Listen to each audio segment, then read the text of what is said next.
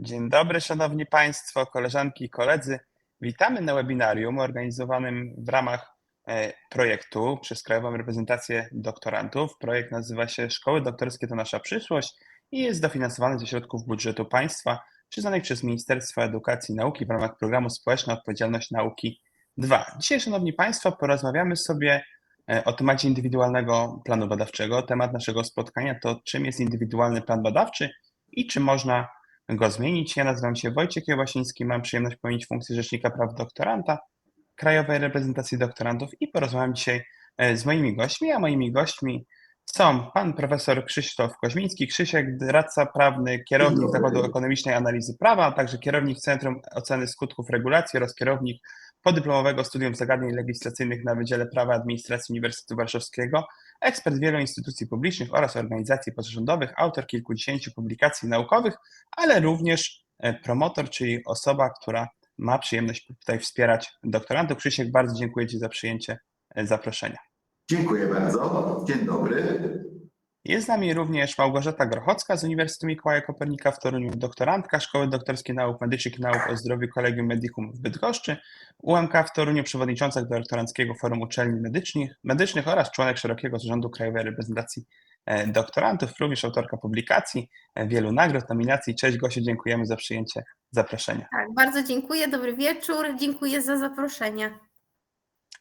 No i również osoba, która jest z nami, Przemysław Mroczkowski, Uniwersytet Warszawski, Przemek, członek zespołu Rzecznika Praw Doktoranta, doktorant asystent na Wydziale Prawa i Administracji UW, przewodniczący Samorządu Doktorantów UW w latach 2021-2023, pełnomocnik Zarządu Krajowej Reprezentacji Doktorantów do spraw jakości kształcenia i, tak jak już wspomniałem, członek zespołu Rzecznika Praw Doktoranta. Cześć Przemku. Cześć, dzień dobry, bardzo mi miły. Dziękuję za zaproszenie. Jak Państwo doskonale wiecie, ustawa Prawo o szkolnictwie wyższym i nauce z 2018 roku znacząco zmieniła model kształcenia doktorantów. Obecnie kształcenie doktorantów odbywa się w szkole doktorskiej. Wygaszone są również studia doktoranckie, które będą prowadzone do końca bieżącego roku. No i mamy kilka istotnych nowości w zakresie kształcenia doktorantów w szkole doktorskich.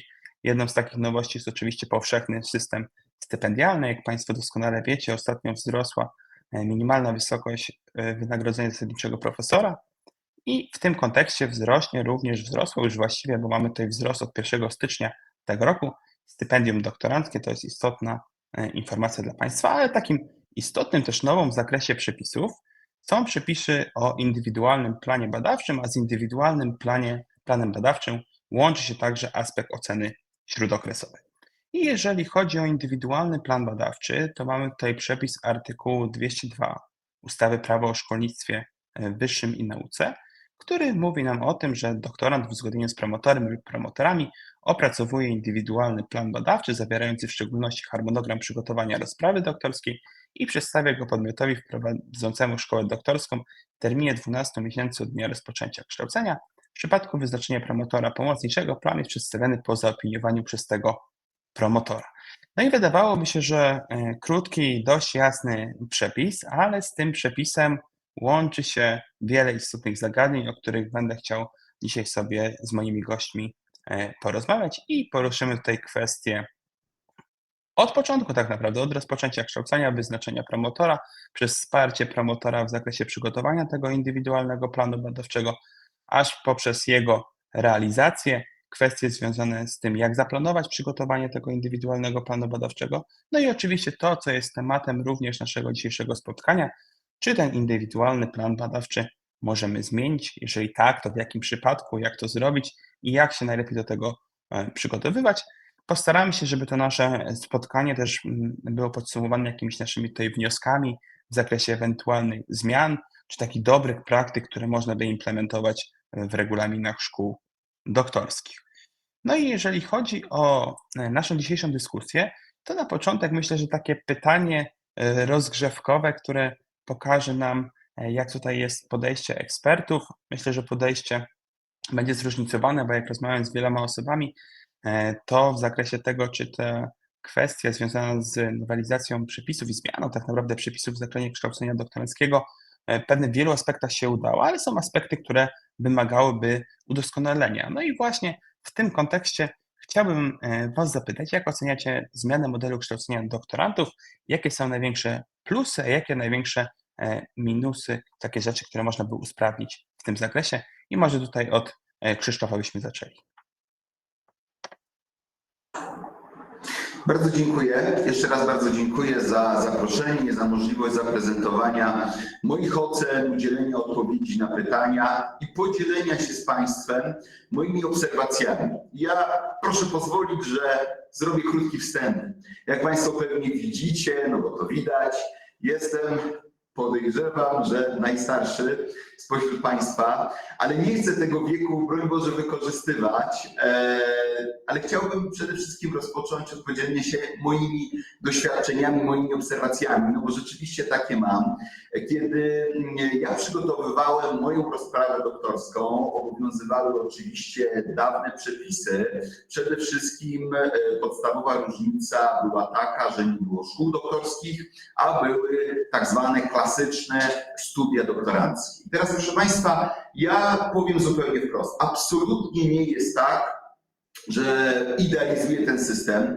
Wręcz przeciwnie, proszę mi wierzyć, że zarówno ja, starsi ode mnie doktoranci, dzisiaj już czasami profesorowie tytularni, moi koledzy, koleżanki na studiach doktoranckich, a także młodzi koledzy, koleżanki, którzy jeszcze na ten stary tryb się załapali, widzieliśmy bardzo wiele jego dysfunkcji, słabości i jedną z podstawowych słabości tego poprzedniego systemu, jednym z takich podstawowych zarzutów, który był, to, że byliśmy tak naprawdę trochę z punktu widzenia uniwersytetów niedostrzegalni.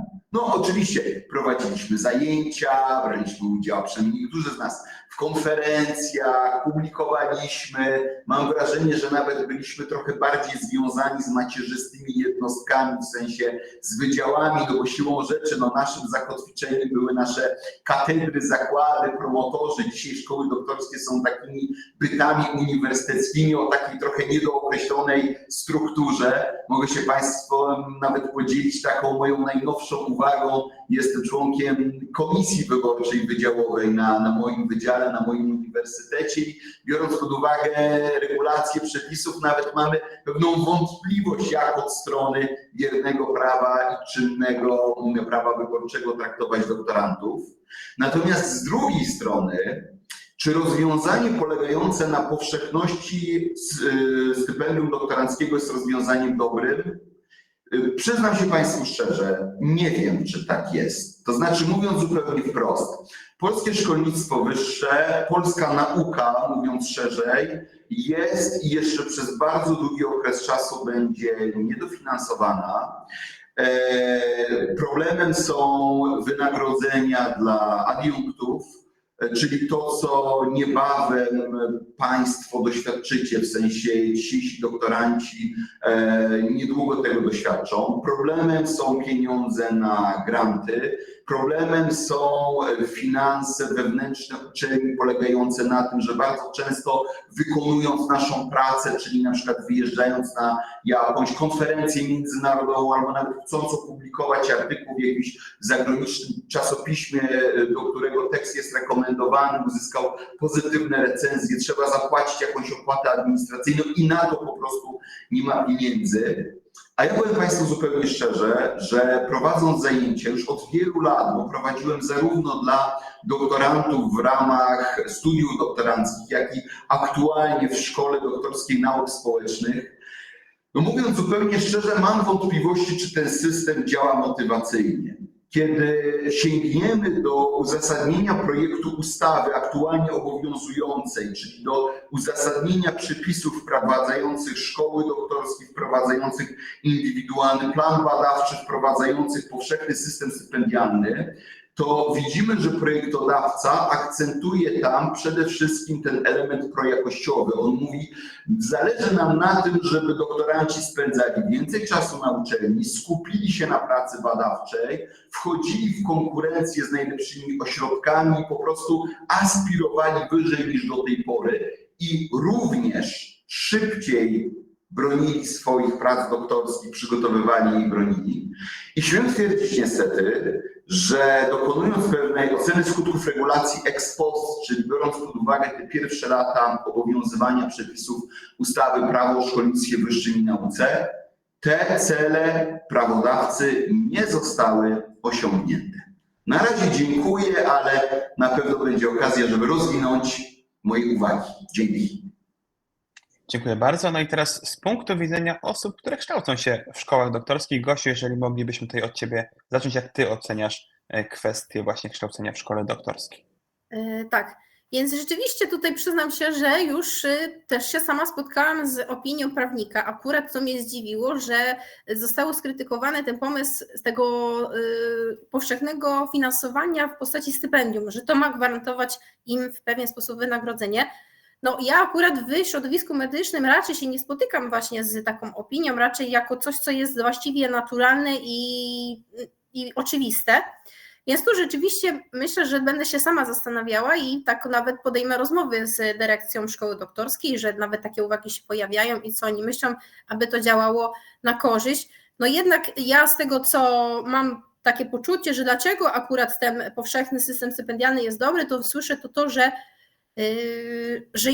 to daje pewne poczucie właśnie bezpieczeństwa, że można skupić się rzeczywiście na nauce i ja to, co sama akurat bardzo się cieszę, jeśli chodzi o zmiany w szkole doktorskiej i to, co udaje się wywalczyć, jeśli tak mogę powiedzieć, przez chociażby Wojtka czy Krajową Reprezentację Doktorantów, to te zmiany dotyczące zatrudnienia i tak absolutnie właśnie zgadzam się z tym poczuciem tego, że na studiach doktoranckich był właśnie student, a nie ten doktorant naukowiec. Wiem, że przypisywanie właśnie doktorantów do młodych naukowców czasami bywa niestety na niekorzyść dla nich, ponieważ nie możemy się czasami porównywać z osobami, które mają doktorat plus jeszcze do 7 lat po doktoracie, więc wiadomo, że te ich dorobki będą dużo wyższe, co też na starcie mamy dużo niższą szansę zdobycia stypendium ministra, ale jestem absolutnie za tym właśnie, żeby traktować tego doktoranta jako takiego właśnie pracownika nauki i tego, że to jest właściwie partner w życiu codziennym.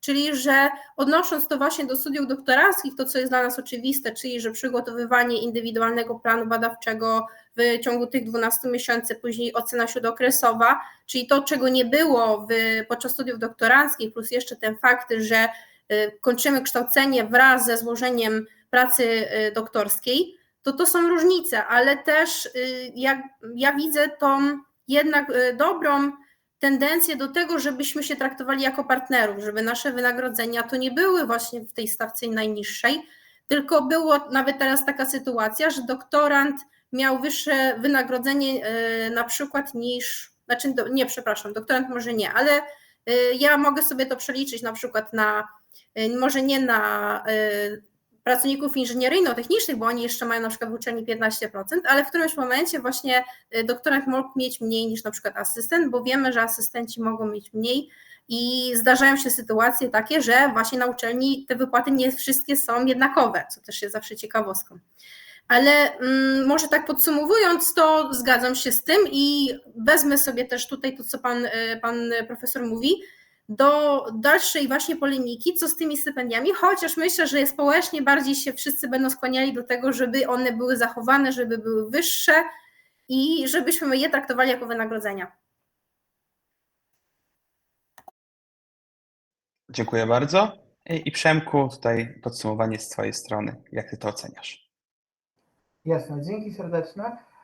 Ja mam kilka myśli, którymi chciałbym się podzielić. Pierwsza z nich jest taka, że kwestii reformy kształcenia doktoranckiego nie można nie poczytywać w kontekście całokształtu reformy dokonanej w 2018 roku. A jednym z takich fundamentów tej reformy było oddanie większego zakresu decyzyjności uczelniom w zakresie chociażby wewnętrznej organizacji. Stąd też różne uczelnie podmiotów doktoryzujących w Polsce prowadzących kształcenie na poziomie doktorskim mamy około 160, przyjęły bardzo zróżnicowane sposoby tego, w jaki sposób umieszczają doktorantów w strukturze swojego podmiotu. I tak na przykład Uniwersytet Warszawski powołał szkoły doktorskie, które są jednostkami funkcjonującymi poza strukturami wydziałów, ale na przykład Uniwersytet Wrocławski już z kolei tworzy kolegia doktorskie, które funkcjonują w ramach wydziałów, na których odbywa się działalność naukowa w danych dyscyplinach naukowych. Także część tego, o czym mówimy w kontekście skuteczności, nieskuteczności reformy z 2018 roku, to jest też kwestia decyzji, jakie zostały podjęte na poziomie uczelni w zakresie organizacji kształcenia doktoranckiego. Odnosząc się już do szczegółów kształcenia doktoranckiego i organizacji tego procesu w ramach kształcenia właśnie w szkołach doktorskich, w 2018 roku wprowadzony system szkół doktorskich miał za zadanie niejako odpowiedzieć na wyzwania, które zostały zidentyfikowane w raporcie Najwyższej Izby Kontroli z 2016 roku, gdzie wskazano niedostatki dotychczasowego modelu kształcenia doktorantów, w szczególności polegające na tym, że doktoranci często tych rozpraw doktorskich i kształcenia nie kończyli. I tutaj zgadzam się z Krzysztofem w zakresie tego, że to chyba się nie udało do tej pory. To znaczy, na przykład w mojej Szkole Doktorskiej Nauk Społecznych, Uniwersytetu Warszawskiego, gdzie jestem przedstawicielem pierwszego rocznika, do tej pory kształcenie ukończyło nadanie w stopnia doktora 2 osoby. To jest bardzo mało, biorąc pod uwagę, że przyjmujemy około 100 osób rocznie. Czyli nadal nie osiągnęliśmy tego skutku w postaci kończenia rozpraw doktorskich w terminie 4 lat. I teraz pojawia się pytanie, dlaczego? Tutaj dużo uwagi zostało poświęcone kwestii powszechnego systemu stypendialnego i tego, w jaki sposób on oddziałuje na motywację doktorantów i doktorantów do prowadzenia badań naukowych. I wydaje mi się, że o ile powszechny system stypendialny jest krokiem w dobrą stronę, bo pozwala w jakiś sposób poświęcić się na nauce, kształceniu również, o tyle był krokiem po prostu niewystarczającym. Dlatego, że stypendium doktoranckie jest w takiej wysokości, jak to się czasami złośliwie u nas mówi, za mało, żeby żyć, ale za dużo, żeby umrzeć. I to wynika z tego, o czym też powiedział Krzysztof, czyli chronicznego niedofinansowania nauki, sektora nauki i szkolnictwa wyższego w Polsce. W związku z czym często zdarza się tak, że różne grupy społeczności akademickiej też konkurują o te bardzo ograniczone zasoby, a doktoranci stety czy niestety są tutaj troszkę w takiej nieuprzywilejowanej pozycji, bo jesteśmy dosyć słabą grupą w środowisku akademickim. To trzeba sobie powiedzieć. Na przykład w przypadku, teraz mamy rok wyborczy, tak? I doktoranci, doktorantki stanowią 1 kurię elektorów w wyborach wydziałowych czy uniwersyteckich razem ze studentami.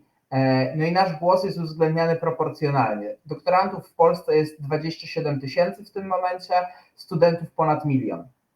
Więc to pokazuje, jak mocno nasz głos niknie na przykład w głosie tej kurii studencko-doktoranckiej, tak? Żeby przełożyć to na liczbę, na przykład w Uniwersytecie Warszawskim doktorantów w Senacie jest 1 na 63 osoby, 13 studentów, w Kolegium Elektorów 85 studentów, 5 doktorantów. Więc też ta kwestia umieszczenia doktorantów w sektorze nauki i szkolnictwa wyższego, pozycji, jaką doktoranci i doktorantki zajmują w tej strukturze uczelni, jest nie w pełni rozstrzygnięta przez ustawodawcę.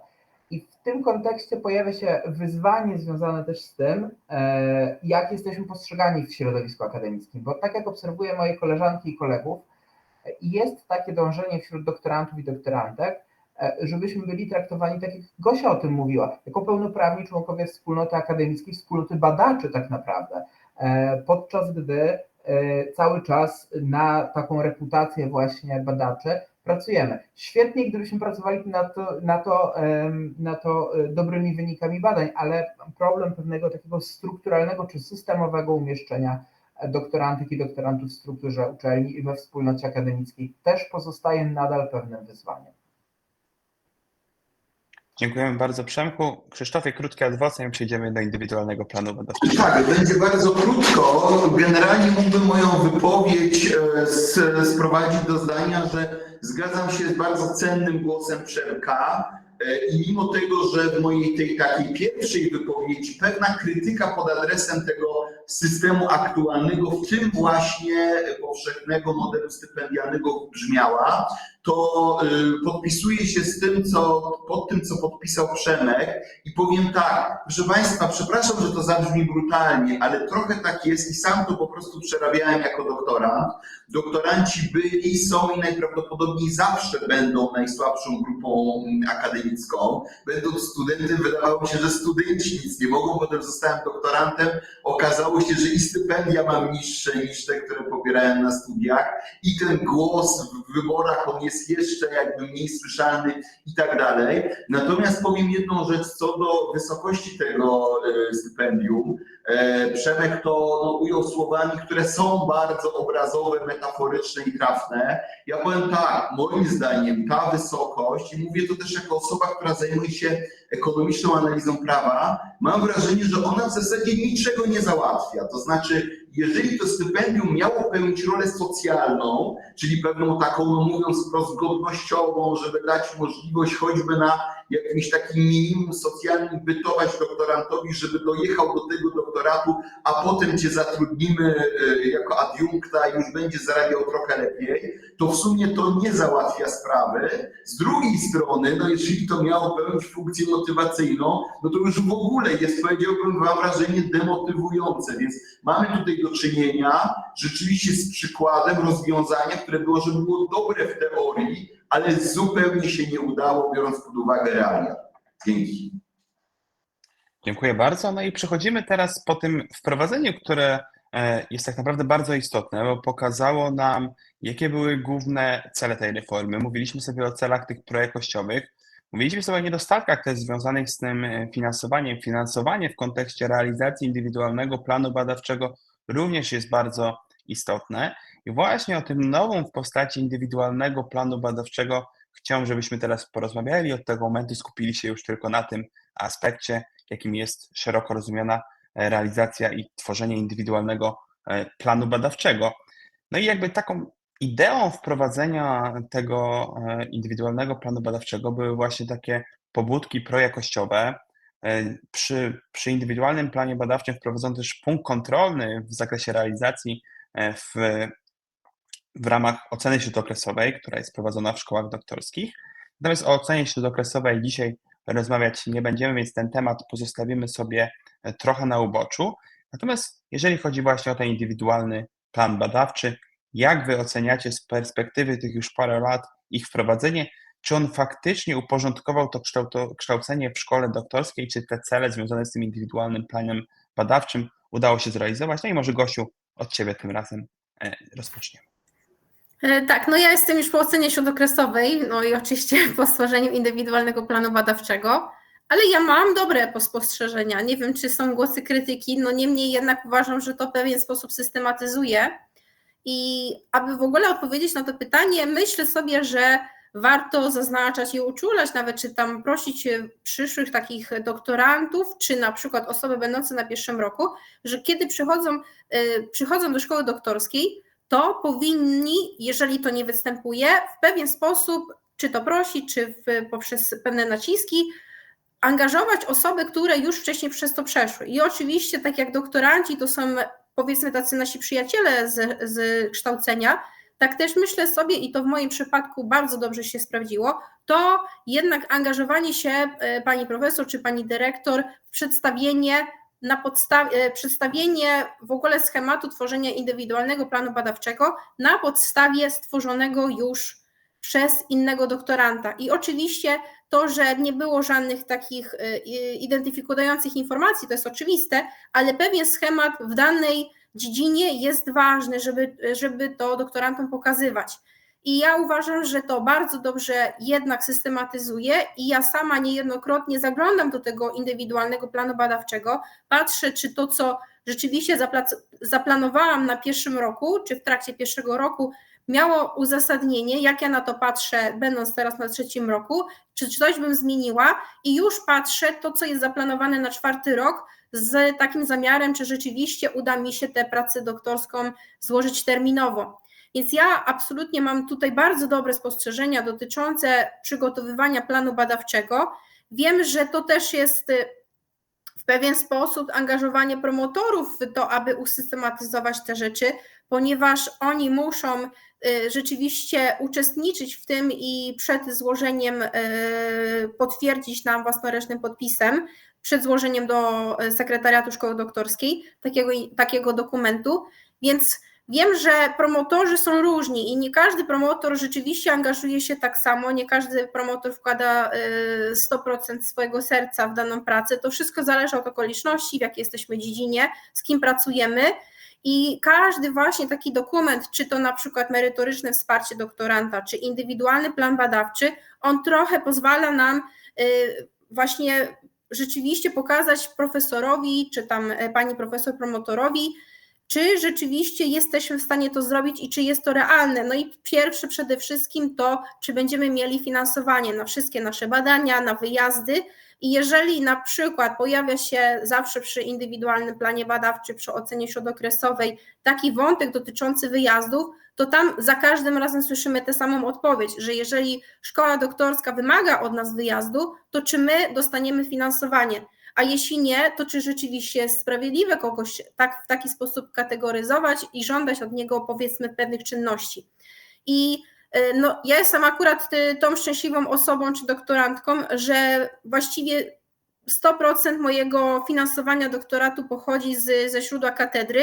Niemniej jednak sama będę chciała składać wniosek o finansowanie od pani dyrektor, nie na przykład na publikację, tylko na wyjazd. No i ten wyjazd, kiedy publikacja to jest powiedzmy tłumaczenie, czy tam korekta tłumaczenia w granicach 2000, tak wyjazd to może być już nawet 20, więc za 20 000 to nie jedna osoba sama ma cały doktorat albo mniej, a jeśli mówimy o wyjazdach, no to tutaj te kwoty się już robią dużo, dużo większe. I wiemy oczywiście, że możemy finansować ze środków zewnętrznych, że starać się o na przykład granty z NCN-u, wyjazdy z NAWA. Niemniej jednak myślę sobie, że takie właśnie sprowadzanie tym dokumentem też na ziemię właśnie, czy to szkołę doktorską, czy promotora, też działa na naszą korzyść, bo my pokazujemy, że są pewne wymagania od nas, ale że to zawsze powinna być dwustronna praca.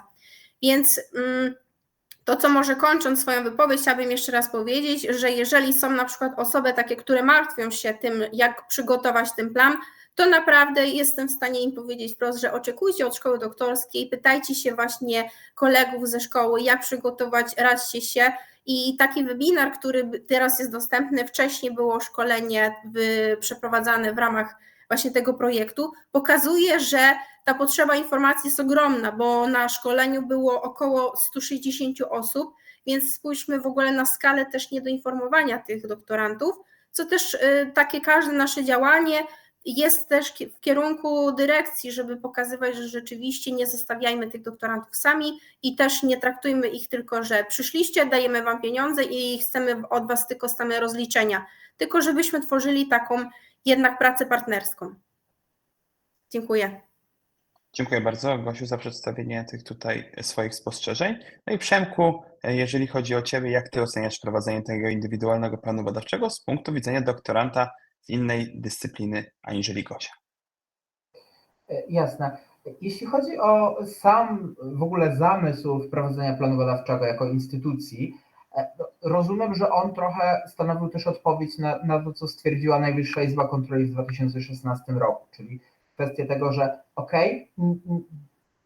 istnieją niedostatki kształcenia doktoranckiego, postarajmy się znaleźć rozwiązania instytucjonalne, które w jakiś sposób też będą takim trochę kijem na doktoranta, tak? Bo mamy marchewkę, czy był zamysł marchewki w postaci stypendium, ale też kija w postaci IPB i później oceny śródokresowej. Tylko problem polega na tym, że takie rozwiązanie instytucjonalne samo w sobie nie zadziała bez dobrej relacji pomiędzy doktorantem, doktorantką, a promotorem czy promotorką. I myślę, że tutaj trzeba chyba tak naprawdę przenieść ciężar odpowiedzialności, no bo doktorant, doktorantka, pomimo naszych szczerych ambicji do tego, żeby być pełnowymiarowymi badaczami, nadal jeszcze takimi nie jesteśmy, w związku z czym potrzebujemy wsparcia w procesie kształcenia i rozumiem, że też przygotowanie indywidualnego planu badawczego jest jednym z tego elementów. I później wsparcie w realizacji indywidualnego planu badawczego. Ja bardzo lubię myśleć o indywidualnym planie badawczym jako o pomyśle na projekt badawczy, bo tak naprawdę nasze kształcenie w szkole doktorskiej przez wprowadzenie tego elementu, jakim jest indywidualny plan badawczy, staje się bardziej podobne do realizacji projektu badawczego. Tak? Dostajemy jakiś fundusz, jakieś wynagrodzenie dla kierownika grantu, czyli dla doktoranta, doktorantki, dostajemy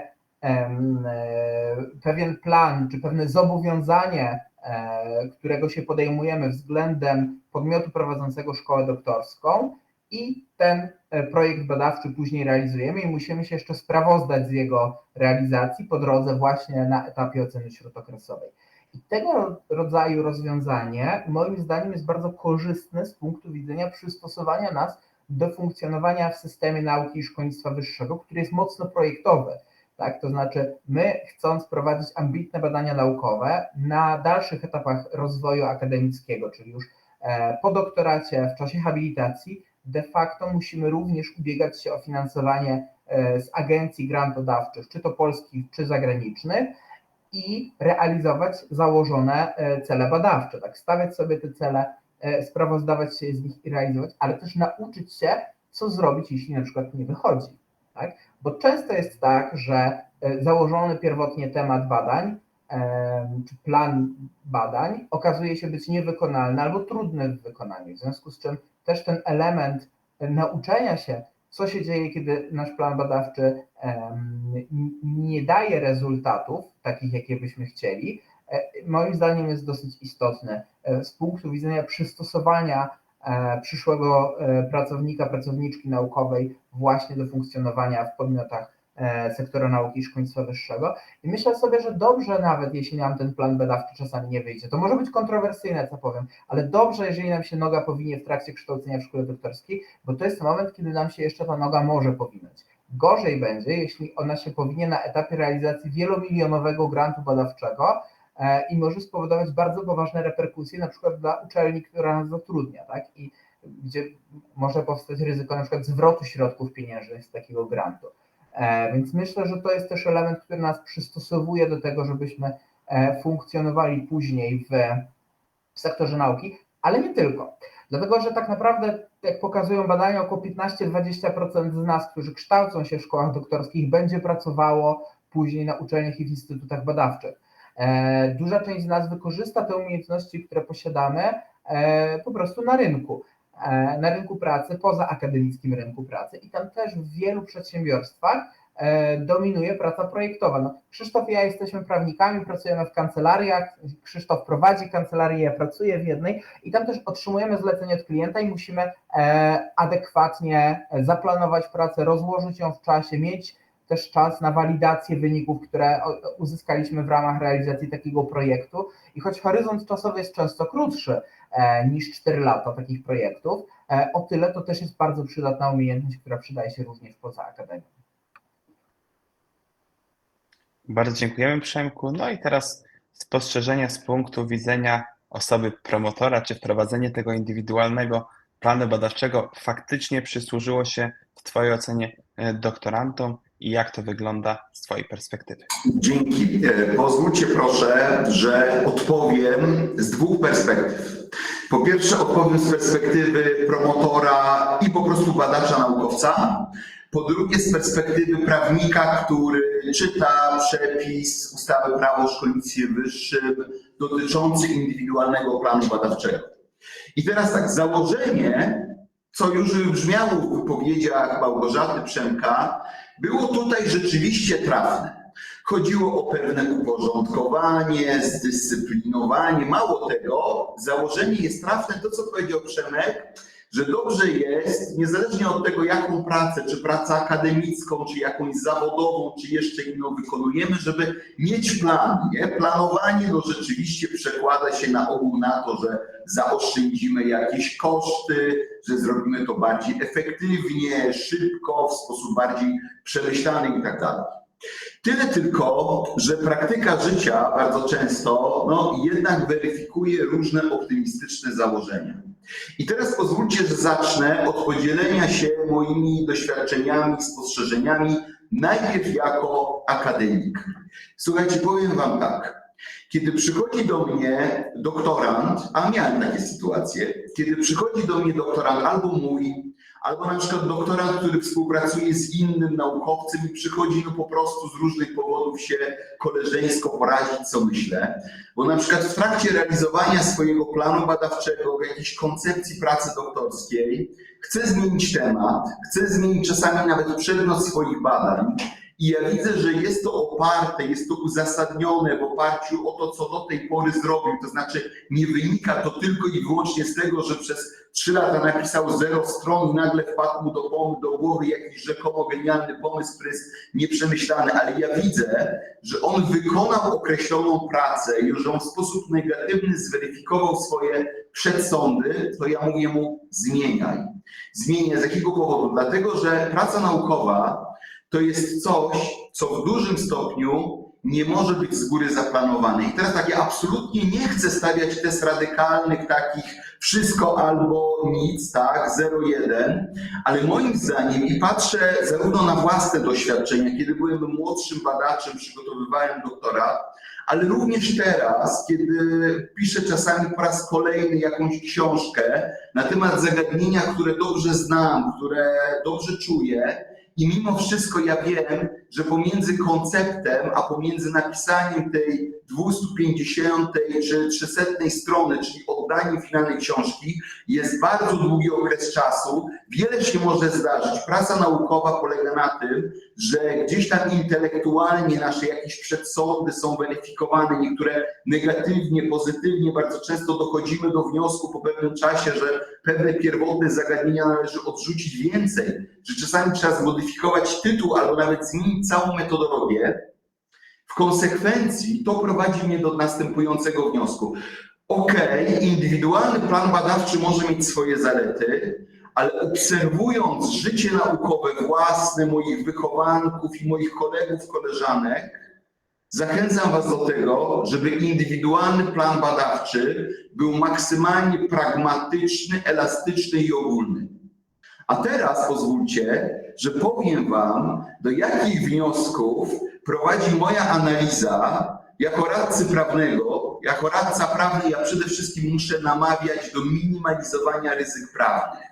Kiedy czytam przepis prawa o szkolnictwie wyższym i nauce dotyczący indywidualnego planu badawczego, dochodzę do bardzo analogicznego wniosku. Pamiętajcie, że ten indywidualny plan badawczy, który mniej więcej w okresie roku musicie przedstawić po rozpoczęciu kształcenia, czyli jeszcze na relatywnie wczesnym etapie waszej pracy intelektualnej, badawczej, naukowej nad rozprawą doktorską, wy będziecie realizować potem jeszcze przez te przynajmniej 2-3 lata. W tym czasie bardzo wiele się może zmienić, natomiast wy będziecie rozliczani w trakcie oceny śródokresowej. Ze względu na to, żeby minimalizować ryzyka prawne, to znaczy mówiąc wprost, ze względu na wasze dobro, czyli właśnie młodych naukowców, doktorantów, autorów indywidualnego planu badawczego, tym bardziej zachęcam was do tego, żeby postąpić pragmatycznie, żeby nie wpaść, co mam wrażenie teraz wymusiły właśnie obowiązujące przepisy, między innymi to, że mamy relatywnie niewiele miejsc w szkołach doktorskich, jest bardzo ostra rywalizacja o to, żeby się dostać. Oczywiście to dobrze, ale jednocześnie to mam wrażenie prowadzi trochę do takiej nadambicji po stronie młodych badaczy, czyli doktorantów i też powoduje, że jest taka tendencja do tego, żeby przez te pierwsze 12 miesięcy kształcenia wpisywać do indywidualnych planów badawczych na przykład wiele metod, którymi się będziecie posługiwać, żeby opisywać, że wasze doświadczenia czy wasze badania będą miały charakter przełomowy, nowatorski i tak dalej. Pamiętajcie, wy będziecie z tego rozliczani w trakcie oceny śródokresowej, która może nieść dla was bardzo daleko idące negatywne skutki w przypadku negatywnej oceny. A biorąc pod uwagę to, że rozprawa doktorska i doktorat to jest dopiero pierwszy stopień, to jest coś, co ma przede wszystkim pokazywać waszą rzetelność, to, że wy poznaliście pewne podstawy, że jesteście w stanie kontynuować, co innymi słowy, nie ma być to wasze dzieło życia. Zachęcam was gorąco do tego i mówię to zarówno jako promotor, akademik, badacz, jak i jako radca prawny. Twórzcie indywidualne plany badawcze, które dadzą wam dużą elastyczność, dużą swobodę, bo praca intelektualna, badawcza to jest zawsze dynamiczny proces, w którym wiele się może zmienić i które będą pragmatyczne i nie narzucajcie na siebie zbyt wiele, bo sami możecie ponieść negatywne konsekwencje własnej nadambicji. Dzięki. Ja to jak najbardziej się z tym zgadzam, że indywidualny plan badawczy powinien być sformułowany w sposób jak najbardziej ogólny, ale tu musimy mieć na uwadze to, że niektóre szkoły doktorskie mają przygotowane szablony indywidualnego planu badawczego i w tym zakresie jesteśmy tutaj w pewien sposób ograniczeni. Natomiast tu jest ogromna rola też promotorów, którzy muszą wesprzeć doktoranta. Przemku, zaraz Ci oddam głos, żebyś powiedział odwrotnym, ale od razu będę Cię prosił, żebyś powiedział z punktu widzenia Twojej osoby, jak istotna jest rola właśnie promotora. Wspomniałeś, że powinna być bardzo istotna, ta relacja doktoranta z promotorem jest bardzo istotna w kontekście indywidualnego planu badawczego. To od razu jak Ci oddam głos, poproszę Cię, żebyś rozwinął też swoją myśl w tym zakresie. Jasne, dzięki serdeczne. Ja też chciałem krótki adwokat do tego, co powiedział Krzysztof. Absolutnie się zgadzam z tym, że plan badawczy, indywidualny plan badawczy powinien być ogólny i służyć też zabezpieczeniu doktoranta, doktorantki, no bo on będzie przedmiotem oceny właśnie w ramach oceny śródokresowej, ale nie tylko, bo on może być później również elementem oceny jakichś pewnych wątpliwości co do tego, czy doktorant czyni adekwatne postępy w przygotowywaniu rozprawy doktorskiej, a w konsekwencji stać się ponownie podstawą do skreślenia z listy doktorantów, jeżeli uznamy, że brak jest takiego adekwatnego postępu w przygotowywaniu rozprawy doktorskiej. Natomiast ja myślę, że to, o czym powiedział Krzysztof również w kontekście takiej ogólności, jest bardzo ogólne, jeśli chodzi o planowanie badań naukowych, tak? Bo również kiedy piszemy wnioski grantowe, chociażby do NCN-u czy do European Research Council, to one też muszą być na dostatecznym poziomie ogólności, po to, żeby właśnie później, ewentualnie, jeżeli negatywnie zweryfikujemy wykonalność, możliwość zrobienia realizacji jakiegoś projektu, żeby też nie stało się to podstawą jakichś kłopotów dla nas, wtedy już dużo poważniejszych, bo też i zakres finansowania odpowiedzialności może być znacznie większy, zwłaszcza jeżeli jesteśmy już doświadczonymi badaczami, badaczkami, to są też oczekiwania od nas do tego, że będziemy w stanie świetnie zaplanować swoje badania i je wykonać, no, a rzeczywistość bywa w tym zakresie stety czy niestety, ale jednak różna, więc myślę, że to też jest element właśnie przygotowania nas do takiego procesu i myślę, że w ogóle w idealnym świecie sporządzenie planu badawczego powinno poprzedzać jakieś badania wstępne, tak? Czyli sprawdźmy, czy to, co chcemy zrobić, w ogóle da się zrobić, tak? Czyli na przykład, nie wiem, przeprowadźmy badanie na mniejszej próbce, a dopiero potem przeprowadźmy pełnoskalowe badanie. Problem polega na tym, że często nie ma na to czasu. Bo terminy nas naglą, tak, tutaj mamy sztywno zakreślony ustawowy termin do złożenia planu badawczego, bo to jest 12 miesięcy od rozpoczęcia kształcenia, a potem po kolejnym roku mamy już ocenę śródokresową i w ogóle tak na marginesie, w pierwotnym projekcie ustawy to było 6 miesięcy na złożenie planu badawczego. Tylko ja się martwię tym, jak popatrzymy na kształcenie, na organizację kształcenia doktoranckiego, na przykład na uniwersytetach w Stanach Zjednoczonych, to ono jest wyraźnie podzielone na dwa elementy. Pierwsze 2 lata służą samokształceniu doktoranta, który pozyskuje zaawansowane umiejętności w zakresie dyscypliny naukowej, w której prowadzi swoje badania, ale także planowania badań naukowych, a z drugiej strony kolejne 2 lata służą już realizacji przygotowanego planu badawczego. W Polsce ten punkt kontrolny przesunęliśmy trochę wcześniej, złożenia planu przesunęliśmy trochę wcześniej, a punkt kontrolny następuje po kolejnym roku. No i tutaj się pojawia wątpliwość, na ile po 12 miesiącach kształcenia w szkole doktorskiej jesteśmy w stanie skutecznie zaplanować swoje badania doktorskie. Wydaje mi się, że jeszcze możemy nie być na tyle doświadczonymi badaczami w tym momencie, czy badaczkami, żeby taki plan badawczy opracować i w tym zakresie uwidacznie się znacząca rola promotora, który ma być naszym wsparciem, naszym przewodnikiem w tym procesie, ze względu na to, że sam jest już co najmniej doktorem habilitowanym, z nielicznymi wyjątkami, wobec czego ma duże doświadczenie i znaczny dorobek naukowy, który stanowił wpływ na dyscyplinę naukową. Więc rola promotora polega po pierwsze na tym, że on czy ona, promotorka, jako doświadczony badacz, badaczka, powinni już też nas pokierować trochę, patrząc na to, co jest wykonalne, co jest niewykonalne, zwłaszcza co jest wykonalne, a co jest niewykonalne w tym krótkim okresie, jaki jest przeznaczony na realizację i przygotowanie rozprawy doktorskiej. I trochę może w takich sytuacjach, kiedy jesteśmy nadmiernie ambitni, studzić nasz entuzjazm, właśnie co do tego, żeby ostrzec nas przed tym, że ten plan ma zostać zrealizowany i że będziemy z tego rozliczani. Więc to jest pierwszy aspekt wsparcia promotora, promotorki, czyli kwestia tego oceny, co jest wykonalne, co jest niewykonalne. Oczywiście to wsparcie nie powinno być absolutnym hamowaniem entuzjazmu badawczego, bo też rolą młodych badaczy i badaczek jest to, żeby kwestionować zastane paradygmaty, tak? I nie zgadzać się z tym, co zostało już zrobione w nauce, kwestionować to, weryfikować, walidować. Natomiast takie spojrzenie trzeźwe, doświadczonym okiem w zakresie tego, co jest wykonalne, co nie jest wykonalne, jest jak najbardziej na miejscu. Drugi aspekt wsparcia promotora, który wydaje mi się dosyć istotny, to to, że rozprawa doktorska, która powstanie w ramach przygotowywania realizacji indywidualnego planu badawczego, ma stanowić oryginalne dzieło naukowe i rozwiązanie problemu badawczego, jaki występuje w tej dyscyplinie. I teraz promotor, promotorka jako doświadczony badacz już powinni też wskazać na to, gdzie są te luki w dyscyplinie i pomóc je namierzyć, zidentyfikować i odpowiednio ująć w ramy badawcze.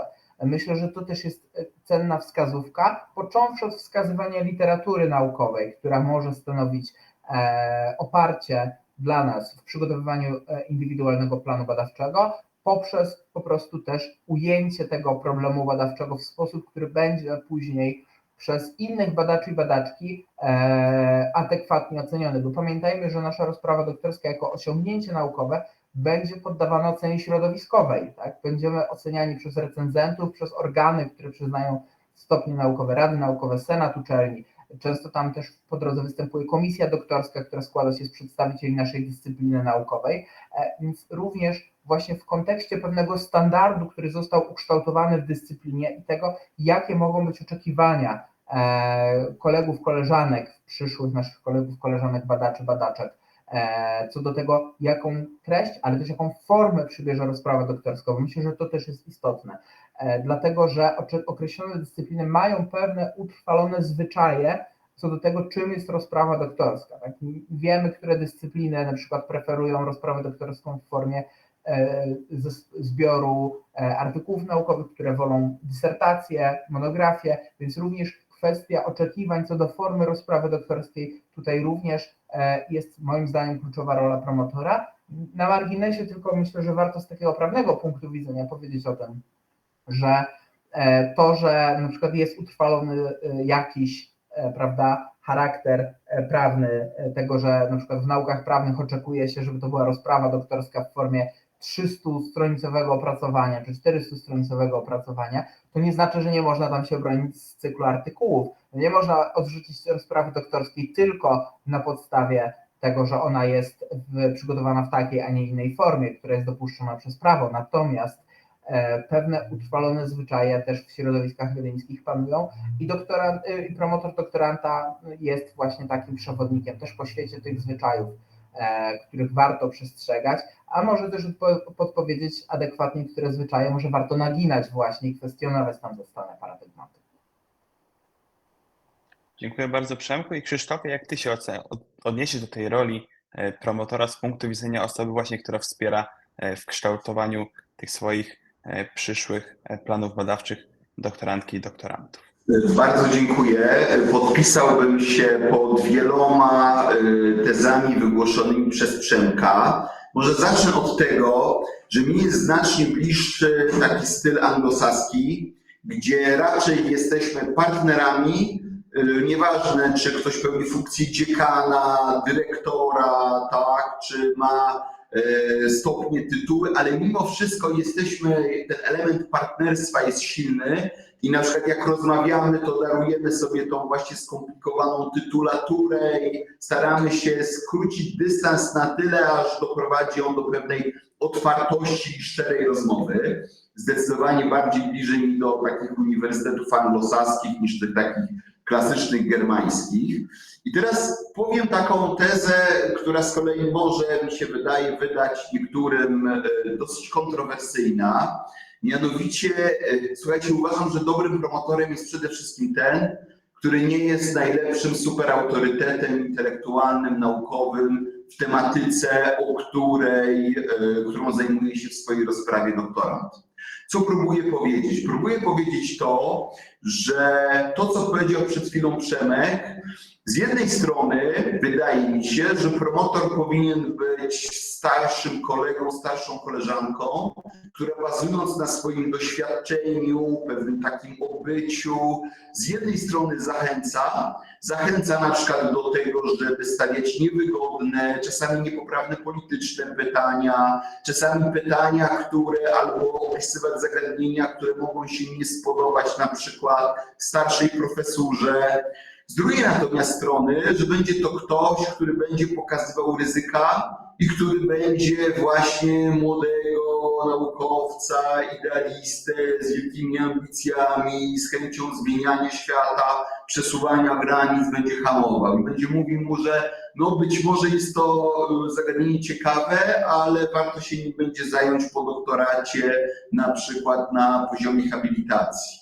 Zmierzam do tego, że uważam to, czego powinniśmy i powinniście unikać, to sytuacji, w której jesteście pod przesadnie dużym wpływem waszego promotora, to znaczy traktujecie to, co on napisał, a wiem, że standardy uniwersyteckie są bardzo różne i wiem, że my jako starsi, samodzielni pracownicy też potrafimy być różni i są wśród nas osoby, które widzą to zupełnie inaczej, to znaczy ktoś, kto jest promotorem, uważa, że musi być przede wszystkim on cytowany, że doktorant musi popierać jego tezy, musi lansować jego stanowisko. Uważam, że jest wręcz przeciwnie. Dobrze, jeżeli promotor jest starszym kolegą, koleżanką, która przede wszystkim wychwytuje słabości metodologiczne, jest w stanie zwrócić uwagę na kwestie warsztatowe.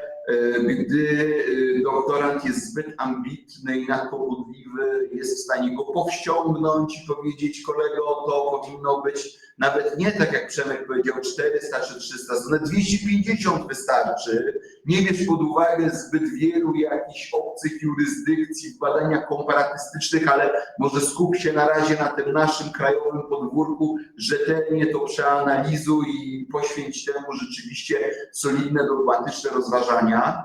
Podsumowując, wydaje mi się, że przede wszystkim to powinien być wasz partner, który uczuli was na ryzyka, a w kontekście indywidualnego planu badawczego, powtórzę to, co powiedziałem w poprzedniej mojej wypowiedzi, musicie uważać na popełnienie ryzyka, nadmiernej ambicji, nadmiernej kazuistyki. Raczej powinien was zachęcać wasz promotor do tego, żeby stworzyć plan relatywnie ogólny, dający oczywiście pewne wyobrażenie o tym, co piszecie i zasygnalizować metody, które spróbujecie użyć, ale bez podawania nadmiernej szczegółowości kazuistyki, która potem może być wykorzystana przeciwko wam. Dziękuję.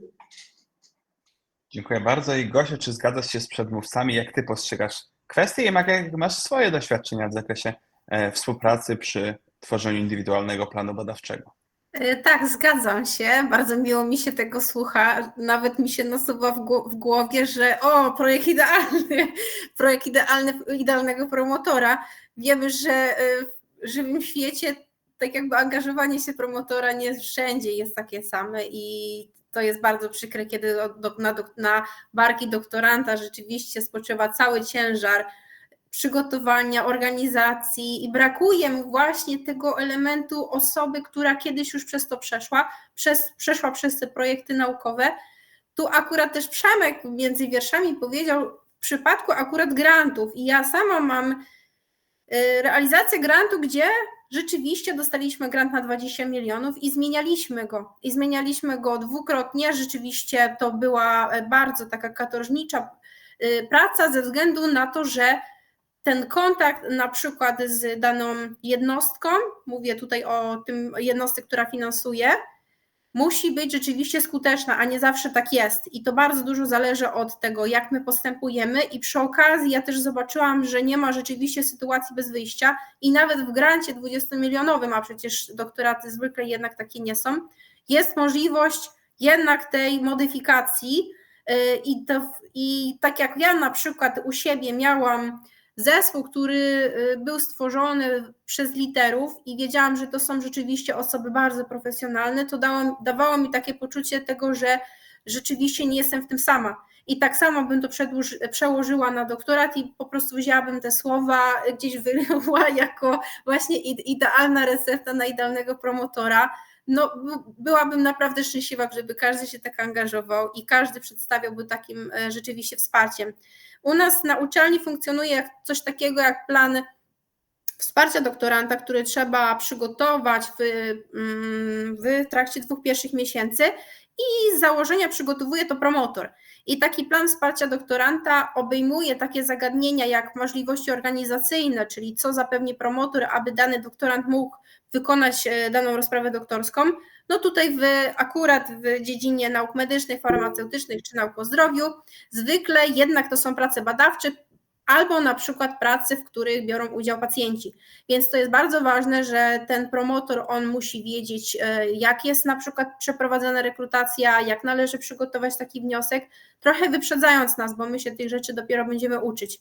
Ponadto te zagadnienia, które są właśnie w planie wsparcia doktoranta, obejmują też przede wszystkim właśnie to wsparcie merytoryczne. Czyli promotor nam rzeczywiście wyłapuje to, co tutaj usłyszeliśmy, te takie błędy metodologiczne. Mam nadzieję, że każdy rzeczywiście promotor się tak zachowuje i możemy liczyć na niego w 100%, ale to jeszcze jest nie wszystko, bo na doktorancie właśnie jeszcze ciąży to oczekiwanie dotyczące publikacji i wyjazdów. Więc tu akurat na przykład w tym dokumencie, który jest obowiązuje u mnie na uczelni w szkole doktorskiej, promotor musi się deklarować, w jaki sposób on będzie chciał mi pomagać w aplikowaniu na wyjazdy, jak będzie chciał mi pomagać w pisaniu publikacji i później w skutecznym ich publikowaniu, bo wiemy, tak jak zaczęliśmy rozmowę, że przygotowanie publikacji to jedno, ale jeszcze ktoś musi za nią zapłacić. No i na szczęście tych źródeł finansowania w uczelni takiej jak na przykład jestem ja, czyli uczelnia medyczna, wydział lekarski, to u nas to jest standardem, że jeżeli nie mamy pieniędzy ze środków statutowych na przykład, jeżeli nie mamy pieniędzy ze szkoły doktorskiej, jeżeli na przykład nie mam pieniędzy z IDUB-u, no to ten dziekan jest właśnie taką otuchą, że w ostateczności my wiemy, że on zawsze te środki znajdzie. To będzie czy to z rezerwy dziekana, czy na przykład właśnie z takiego założenia, gdzie my jako Wydział Lekarski rzeczywiście artykuły są dla nas bardzo ważne i je publikujemy. Więc ja u siebie też mam takie poczucie bezpieczeństwa, że jeżeli przygotuję pracę i nawet to będzie praca przeglądowa, to nie będę martwiła się, że nie mam na przykład 20 000, żeby to opublikować. Jakbym chciała podsumować, bo tutaj zaczęliśmy właśnie od tego pytania, jak bardzo ważny jest promotor w przygotowywaniu właśnie planu badawczego czy w życiu doktoranta, no to odpowiedź nam się nasuwa jednoznaczna, że jest szalenie ważny. To jest bardzo młody człowiek, ten doktorant zwykle nie ma tego doświadczenia, nawet jeżeli wcześniej przygotowywał rozprawę doktorską i właśnie w wizji Przemka mielibyśmy moment mieć te badania pilotażowe, my wiemy, że to się zwykle nie dzieje, bo ktoś może potraktować pracę magisterską jako badania pilotażowe, ale tutaj zaraz się pojawia pytanie, że należy uzasadnić, że właśnie ten nasz projekt doktorski to jest praca oryginalna i nie ma nic jednak wspólnego z już wcześniej obronioną pracą dyplomową. Póki co tyle, bo wiem, że już Przemek się zgłasza jako adwocem, też bardzo chętnie wysłucham. Tak, Przemku, króciutko, jakbym mógł poprosić. Jasne. Ja się zgłosiłem, bo bardzo się cieszyłem tym, co powiedziała Gosia na temat tego, że promotor musi przygotować plan wsparcia doktoranta. 2 rzeczy i takie 2 mity, które trzeba chyba rozbić w kontekście funkcji promotora. Pierwsza jest taka, że dawniej było tak, że żeby uzyskać tytuł profesora, trzeba było mieć wypromowanego doktora. W związku z czym czasami było tak, że szukało się na siłę jakiegoś doktoranta, tylko po to, żeby go wypromować i móc ubiegać się o tytuł profesora, przepraszam. I często takich doktorantów krzywdzono. Na przykład mój brat był w takiej sytuacji. Mam dużo starszego brata, który kończył studia doktoranckie na Uniwersytecie Mikołaja Kopernika w Toruniu i został właśnie zatrudniony jako doktorant po to, żeby promotor mógł uzyskać tytuł profesora. I to nie była dobra współpraca promotorska. Z drugiej strony wymogiem formalnym wynikającym z ustawy do tego, żeby ktoś mógł być promotorem jest posiadanie stopnia doktora habilitowanego z pewnymi wyjątkami dla osób zatrudnionych w zagranicznych instytucjach naukowych czy uczelniach. I właściwie to wszystko. Natomiast pytanie jest takie, czy każda osoba, która posiada stopień doktora habilitowanego, jest przygotowana do tego, żeby sprawować, pozostawać w relacji promotorskiej, w relacji współpracy promotorskiej z doktorantem. Bo też trzeba mieć świadomość tej odpowiedzialności, która spoczywa na takim przyszłym promotorze przy promotorce, czy promotorce, bo to jest osoba, która współpracuje z doktorantem w takich najlepszych latach życia, kiedy często doktorant na przykład żeni się, wychodzi za mąż, tak? Zaczyna pierwszą pracę po uczelni, nie? Więc to też ma kluczowy wpływ dla samego dobrobytu doktoranta. Więc pojawia się pytanie, jakie działania też uczelnie, w których prowadzimy nasze badania, czy instytuty badawcze, Instytuty Polskiej Akademii Nauk, w których prowadzimy nasze badania, mogą podejmować, żeby promotorzy byli coraz lepsi. No, tutaj przykład dobrej praktyki podanej przez Gosię, czyli kwestia planu wsparcia doktoranta. Myślę, że też rozwiązania takie jak ewaluacja współpracy promotorskiej, czy ewaluacja relacji promotorskiej też są jak najbardziej na miejscu. Także wprowadzenie jakichś takich szkoleń, programów rozwojowych dla samych promotorów, no bo posiadanie tych umiejętności interpersonalnych jest turbo trudne również. I o tym trzeba wiedzieć, że akademia nie zawsze do tego przygotowuje, żeby takie umiejętności posiadać. A może będzie pierwsza instytucja w Polsce, która w ogóle odważy się na takie rozwiązanie, żeby postawić wyższe wymagania formalne względem promotorów. Niektóre uczelnie to robią i to są często też wymogi w zakresie posiadania aktualnego dorobku naukowego w danej dyscyplinie, w której ma być przygotowywana rozprawa doktorska, ale może będzie pierwsza instytucja, która pójdzie jeszcze dalej, na przykład i określi, że trzeba wcześniej ukończyć zajęcia, na przykład taki kurs przygotowujący do pełnienia funkcji promotora z perspektywy właśnie relacji interpersonalnych. Wyobrażam sobie, że to będzie turbo trudne i na przykład takie rozwiązanie może wzbudzić pewne wątpliwości wśród przedstawicieli kadry akademickiej, także tego rodzaju postulaty trzeba formułować, a także wdrażać w sposób bardzo ostrożny, wyważony i wrażliwy również na tę szczególną tkankę społeczną, jaką jest akademia. Myślę, że z tych wszystkich wypowiedzi wybrzmiewa taka istotna rola promotora w całym kontekście przygotowania indywidualnego planu badawczego, ale nie tylko, w procesie całego kształcenia w szkole doktorskiej, przygotowania rozprawy doktorskiej. No i już przechodzimy od etapu przygotowania do tego indywidualnego planu badawczego do jego przedłożenia. Jak wspomniałem na początku, ten indywidualny plan badawczy jest przedstawiany podmiotowi prowadzącemu szkołę doktorską w terminie 12 miesięcy od dnia rozpoczęcia kształcenia. Natomiast w praktyce w wielu szkołach doktorskich wymagane jest dodatkowe zatwierdzenie indywidualnego planu badawczego przez jakiś organ szkoły doktorskiej. I tutaj możemy się spotkać z dwoma poglądami przedstawicieli doktryny. Zdecydowana większość, wydaje mi się, osób, w tym my, jak to Instytucja Rzecznika Praw Doktoranta, twierdzimy, że nie ma takiej możliwości, żeby taki przedłożony indywidualny plan badawczy nie został przez organy szkoły doktorskiej zatwierdzony. Natomiast można spotkać się także z poglądem, który dopuszcza takie dodatkowe zatwierdzanie. No i tutaj chciałem zapytać, jakie wy macie doświadczenia w tym zakresie i jakie jest wasze zdanie, czy tutaj popieracie to, co też my jako ta Instytucja Rzecznika Praw Doktoranta przedstawiamy. No i Krzysztofie, tym razem rozpoczniemy od ciebie. Dzięki. Na pierwszy rzut oka, jak czytamy przepis ustawowy, no rzeczywiście ten taki wniosek o tym, że nie ma podstaw prawnych do zatwierdzania czy do wprowadzania procedury, która by w jakiś sposób weryfikowała indywidualny plan badawczy czy projekt indywidualnego planu badawczego, no jest tym oczywiście taką naturalnym wnioskiem i powiedziałbym, jest to taka wykładnia w mainstreamie. Ale powiem wam szczerze, że z drugiej strony ja jestem w stanie, być może dlatego, że zajmuję się legislacją i znam szkolnictwo wyższe, jestem w stanie wyobrazić sobie bardzo dużo różnych alternatywnych scenariuszy, w których jednak, gdyby uczelnia wprowadziła w drodze przepisów prawa wewnętrznego jakiś rodzaj weryfikacji, może unikajmy tego słowa zatwierdzanie czy potwierdzanie, bo ono jest takie bardzo władcze, nie? Im bardziej coś jest władcze, tym bardziej potrzebna byłaby do tego podstawa prawna. Tylko że znowu zwracam uwagę na jedną rzecz.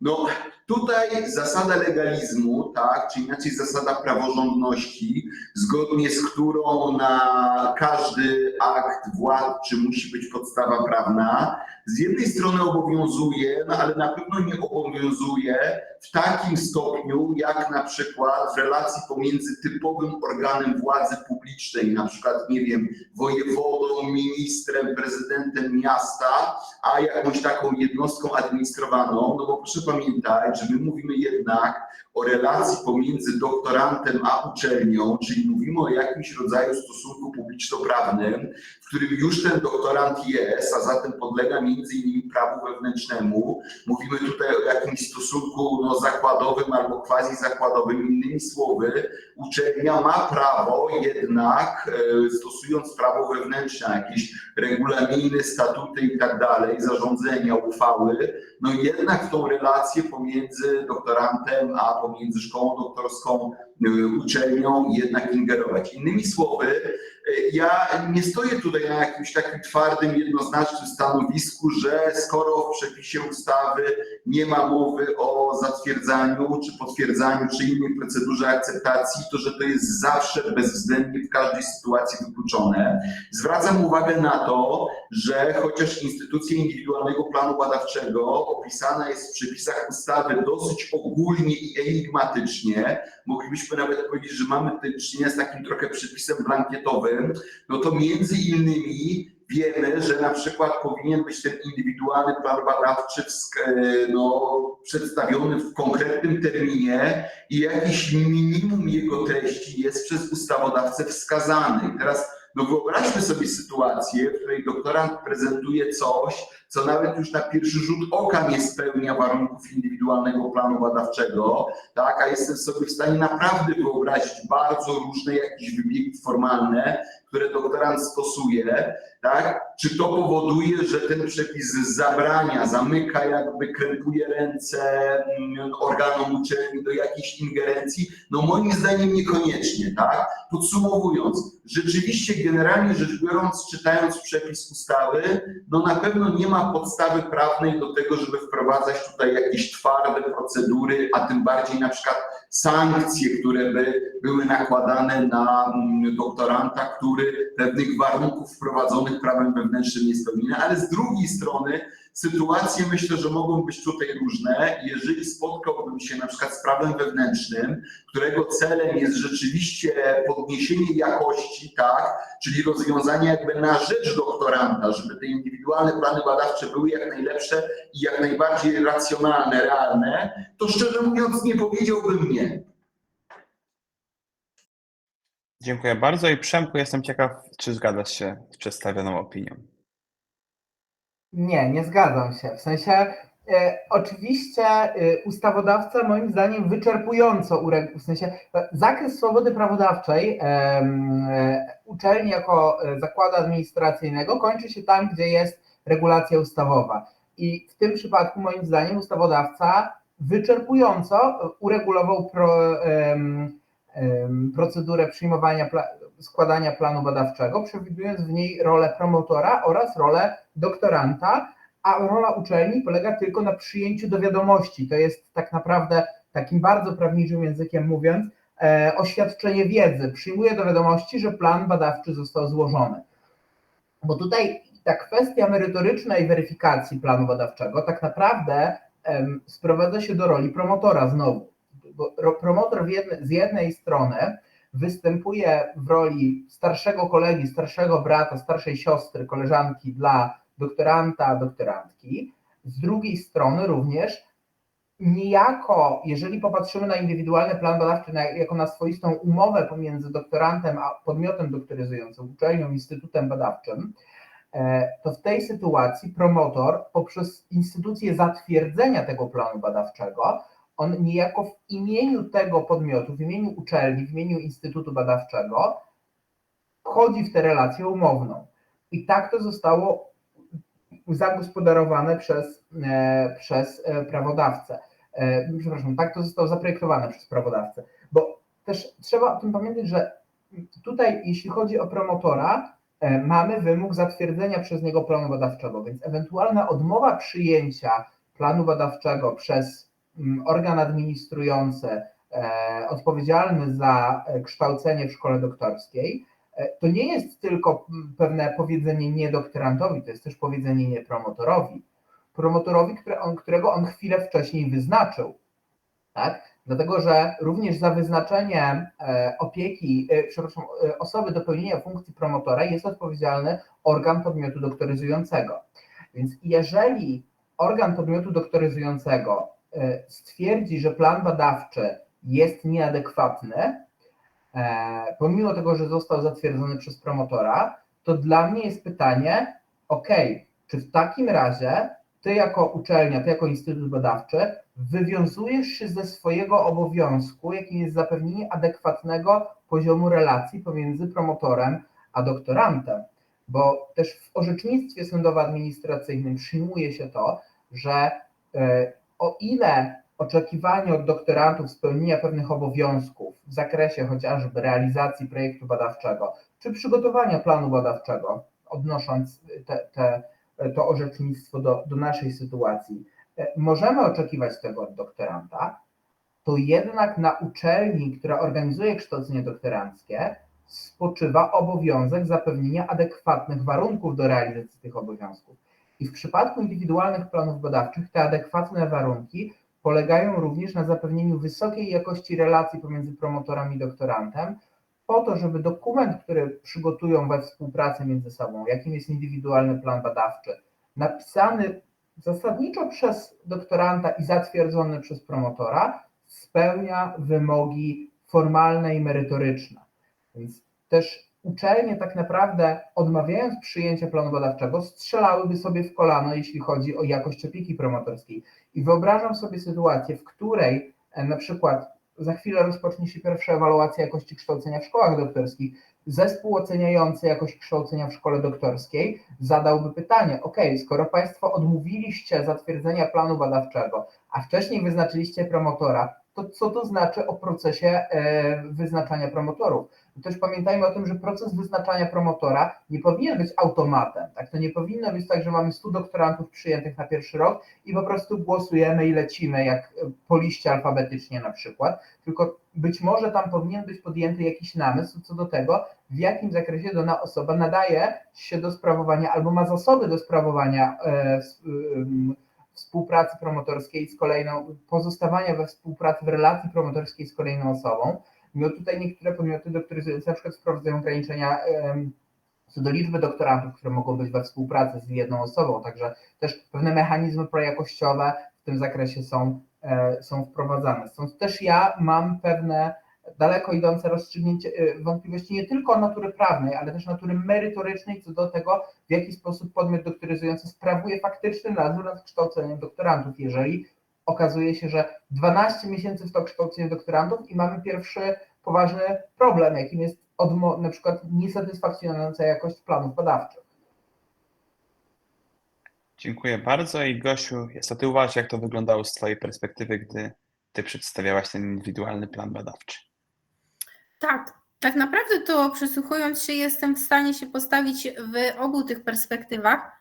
Niemniej jednak mam od razu że pada problem, pada rozwiązanie. Czyli jeżeli my mamy sytuacje takie, że doktorant przedstawił nam, czy szkole doktorskiej, plan, który jest właściwie poniżej jakiegokolwiek poziomu i że my na podstawie, przyjmując taki plan, już możemy przewidywać, czy mieć jakieś obawy, że to nie będzie jednak taka efektywna, albo inaczej, że przy ocenie śródokresowej może być mu zarzucone, że ten postęp naukowy nie jest wystarczający, to jednak bym się raczej skupiła na tym, gdzie rzeczywiście powstał problem i problemem jest to, że promotor nie jest niestety poinformowany, jak to należy wyglądać i doktorant na przykład nie przeszedł takiego szkolenia, o którym powiedziałam w ogóle na samym początku, że to jest szalenie ważne, żeby pokazać mu, że to naprawdę nie jest nic trudnego, jaki jest pewien schemat, co obowiązuje u nas w uczelni, co jest istotne.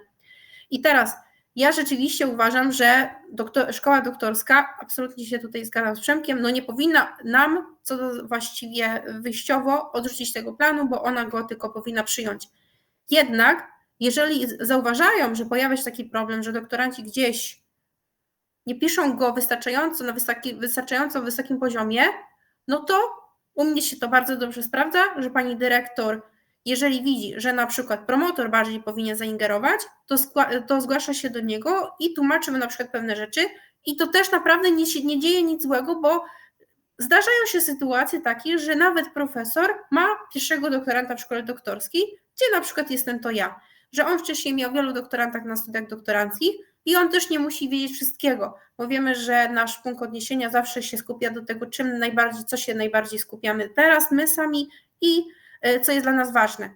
Więc uważam, że tak jak to wielokrotnie tu powtarzałam, że ta naprawdę współpraca i patrzenie na siebie przyjaźnie zawsze będzie miało dobry skutek. Czyli trzeba wychwytywać szybko tą sytuację, dlaczego tak się wydarza, że doktoranci mają na bardzo niskim poziomie przygotowane plany, indywidualne plany badawcze i jednak, że odrzucenie tego nie jest przytykiem w kierunku do doktoranta, tylko do promotora, czyli że promotor też musi być zaangażowany i wiedzieć, na czym to polega, a jeżeli tego nie wie, to szkoła doktorska może tylko takie informacje mu przekazać, ale na pewno nie może to ona podejmować ostatecznej decyzji, bo tą decyzję podejmuje promotor czy promotorzy.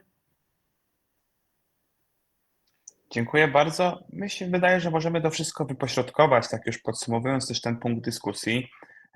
W mojej ocenie jakieś takie dodatkowe rady, jakiejś szkoły doktorskiej czy osób, które znają się merytorycznie, na pewno pomogłyby doktorantowi i jeżeli on by dostrzegał taką potrzebę, no to mógłby te zmiany wprowadzić celem takiego usprawnienia tego indywidualnego planu badawczego. Natomiast wydaje mi się, że powinno być to fakultatywne, tak żeby tutaj też nie wchodzić w tą pracę promotorów, o której mówiliśmy, która jest bardzo istotna w kontekście kształcenia doktorantów. Chciałem przejść teraz do bardzo ważnego zagadnienia, czyli to, co indywidualny plan badawczy powinien zawierać. No, ustawa w tym kontekście jest bardzo lakoniczna, taka zresztą była idea, żeby zostawić dużą decyzyjność po stronie podmiotów prowadzących szkoły doktorskie. No i zgodnie z przepisami ustawy IPB zawiera w szczególności harmonogram przygotowania rozprawy doktorskiej. No i co waszym zdaniem w takim indywidualnym planie badawczym powinno się znaleźć, jeżeli mielibyście wy w swojej koncepcji stworzyć taki indywidualny plan badawczy skrojony na potrzeby doktoranta, tak żeby on pomógł tej osobie, ale żeby zbytnio nie wiązał rąk w kontekście prowadzonych badań, to jak by on wyglądał? No i Gosiu, poproszę cię, jak ty byś do tego podeszła? Więc wiemy, że istnieją dwa formularze, czyli właśnie nasz dokument bardzo ważny, o którym cały czas rozmawiamy, indywidualny plan badawczy i dokument dotyczący oceny śródokresowej. Więc sama kiedyś będąc na szkoleniu u Ciebie, Wojtku, usłyszałam taką radę, że warto spojrzeć sobie, co jest w tym dokumencie z oceny śródokresowej i przełożyć to na te zagadnienia, z których będziemy rozliczani, żeby je zawrzeć w indywidualnym planie badawczym, a przynajmniej już je wtedy przemyśleć. I ja akurat bardzo dobrze patrzę na te 12 miesięcy, że to daje nam taki pewien obraz, co my jesteśmy w stanie zrobić w ciągu jednego roku i później to przekładać. I u mnie na kolejne lata. I u mnie w moim indywidualnym planie badawczym tak naprawdę te rzeczy, które my musimy wpisywać, są absolutnie w takim bezpiecznym poziomie, czyli nikt od nas nie wymaga wpisywania konferencji z konkretną datą, z konkretnym miejscem, możemy określić się tylko co do tematyki, czyli tak jak ja bym powiedziała w swoim przypadku, ja nie wpisuję tego, że na przykład będę jechała na konferencję Europejskiej Akademii Dermatologii i Wenerologii, tylko mogę wpisać, że będzie to konferencja, podczas której omawiane są zagadnienia przypisane do mojej rozprawy doktorskiej. Mogę to zawęzić dotyczące na przykład bielactwa nabytego. Jeśli chciałabym się czuć bardziej bezpiecznie, to po prostu napiszę, że to jest konferencja dermatologiczna. Albo na przykład studencko-doktorancka, to już w ogóle rozwiązuje wszystko. Jeśli chodzi na przykład o artykuły, to tak samo schemat jest ten sam, czyli że ja mogę wpisywać, że na przykład nie opublikuję, nie wpisuję tego, tylko że na przykład wysyłam i ja w swoim planie badawczym nie zawierałam żadnych dat, dopóki tego nie byłam pewna, więc tak naprawdę jedyne daty, które się pojawiają się tylko na pierwszym roku, bo właściwie to jest moment, w którego i tak musimy się rozliczyć. a kolejne lata są wpisane naprawdę w przedziale właściwie całorocznym, czyli że ja naprawdę nie miałam żadnego takiego poczucia, że to jest błąd, wpisując, że na przykład opublikowanie badań, albo inaczej, że na przykład wyjazd na konferencję i podany jest cały przedział, czyli że od października do września. I ja wiem, że ja na tę konferencję mogę sobie jechać teraz w czerwcu, albo powiedzmy teraz w marcu, później na przykład w czerwcu, jak w marcu mnie nie przyjmą, to mam czerwiec. Nie stresuję się tym, tylko że rzeczywiście podchodzę do tego profesjonalnie, wyobrażając sobie, jakby to było, gdybym rzeczywiście była pracownikiem naukowym i tam są takie same rzeczy, z którymi musimy się rozliczać na doktoracie, takie same są podczas pracy na stanowisku nauczyciela akademickiego, czy to stadium, czy asystent. To jest nieistotne, bo tam też musimy mieć konferencje, tam też musimy mieć artykuły i tam też musimy mieć pracę badawczą. I tam tak naprawdę nikt od nas nie wymaga, żebyśmy wpisywali konkretnych dat, tylko same takie obszary, z których będziemy się chcieli rozliczać.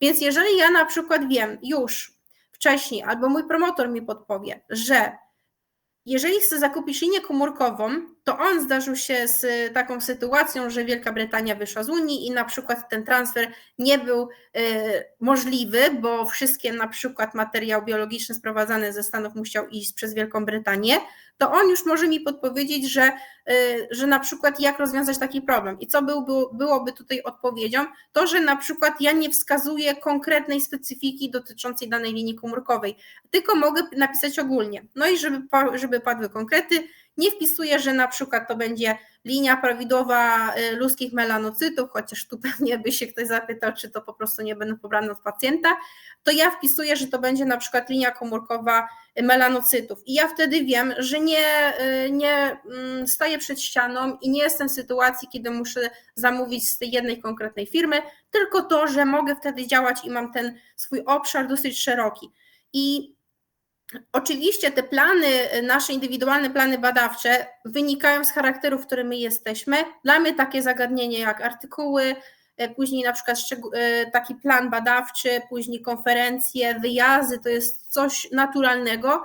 Nie wiem, czy w każdej specyfice tak jest, bo nie w każdej też się stawia hipotezy, tak jak na przykład w naukach humanistycznych. Tak u mnie zawsze powiedzmy ta hipoteza w doktoracie jest i pewien taki schemat też działania jest, więc my przy tym indywidualnym planie badawczym też mieliśmy takie szkolenie i też mieliśmy pokazane w taki sam sposób, jak omawiam, czyli żeby nie wstawiać sobie konkretnych dat, tylko pisać jednak zakresami i te rzeczy też ogólnie, co w sumie tak naprawdę byśmy się tutaj zgodzili z panem profesorem, żeby nie stawać pod ścianą i później nie wiedzieć, co dalej z tym zrobić. No, dziękuję. Dziękuję bardzo. Przemku, co Twoim zdaniem powinno się zawrzeć w takim indywidualnym planie badawczym? Jak Ty właśnie sobie ten idealnie skrojony pod doktoranta indywidualny plan badawczy wyobrażasz? Jasne. Ja podpisuję się pod dużą częścią tego, co powiedziała Gosia, czyli tego, że kiedy piszemy plan badawczy, i o tym też mówił Krzysztof wcześniej, trzeba też mieć na uwadze to, że on będzie przedmiotem ewaluacji, czyli też znowu być bardzo ostrożnym w tym, jak go piszemy, pisać o tym, że raczej na przykład przygotujemy jakąś publikację, a nie, że opublikujemy, bo to są rzeczy, które są niezależne od nas, kiedy one się ukażą w czasopismach naukowych. Natomiast jeśli chodzi o elementy planu badawczego, no to myślę, że przede wszystkim musimy mieć postawiony problem badawczy, na który chcemy odpowiedzieć i też pewne takie, powiedziałbym, zidentyfikowane zadania badawcze, jakie chcemy zrealizować w trakcie naszego planu realizacji naszego projektu badawczego. Znowu, rzeczywiście to, o czym powiedziała Gosia, czyli być może to, żeby na przykład przewidzieć możliwość realizacji tych bardziej, powiedziałbym, ryzykownych badań już po ocenie śródokresowej, po to też, żeby zabezpieczyć się przed pewnymi ryzykami związanymi z ewentualnym negatywnym wynikiem oceny śródokresowej.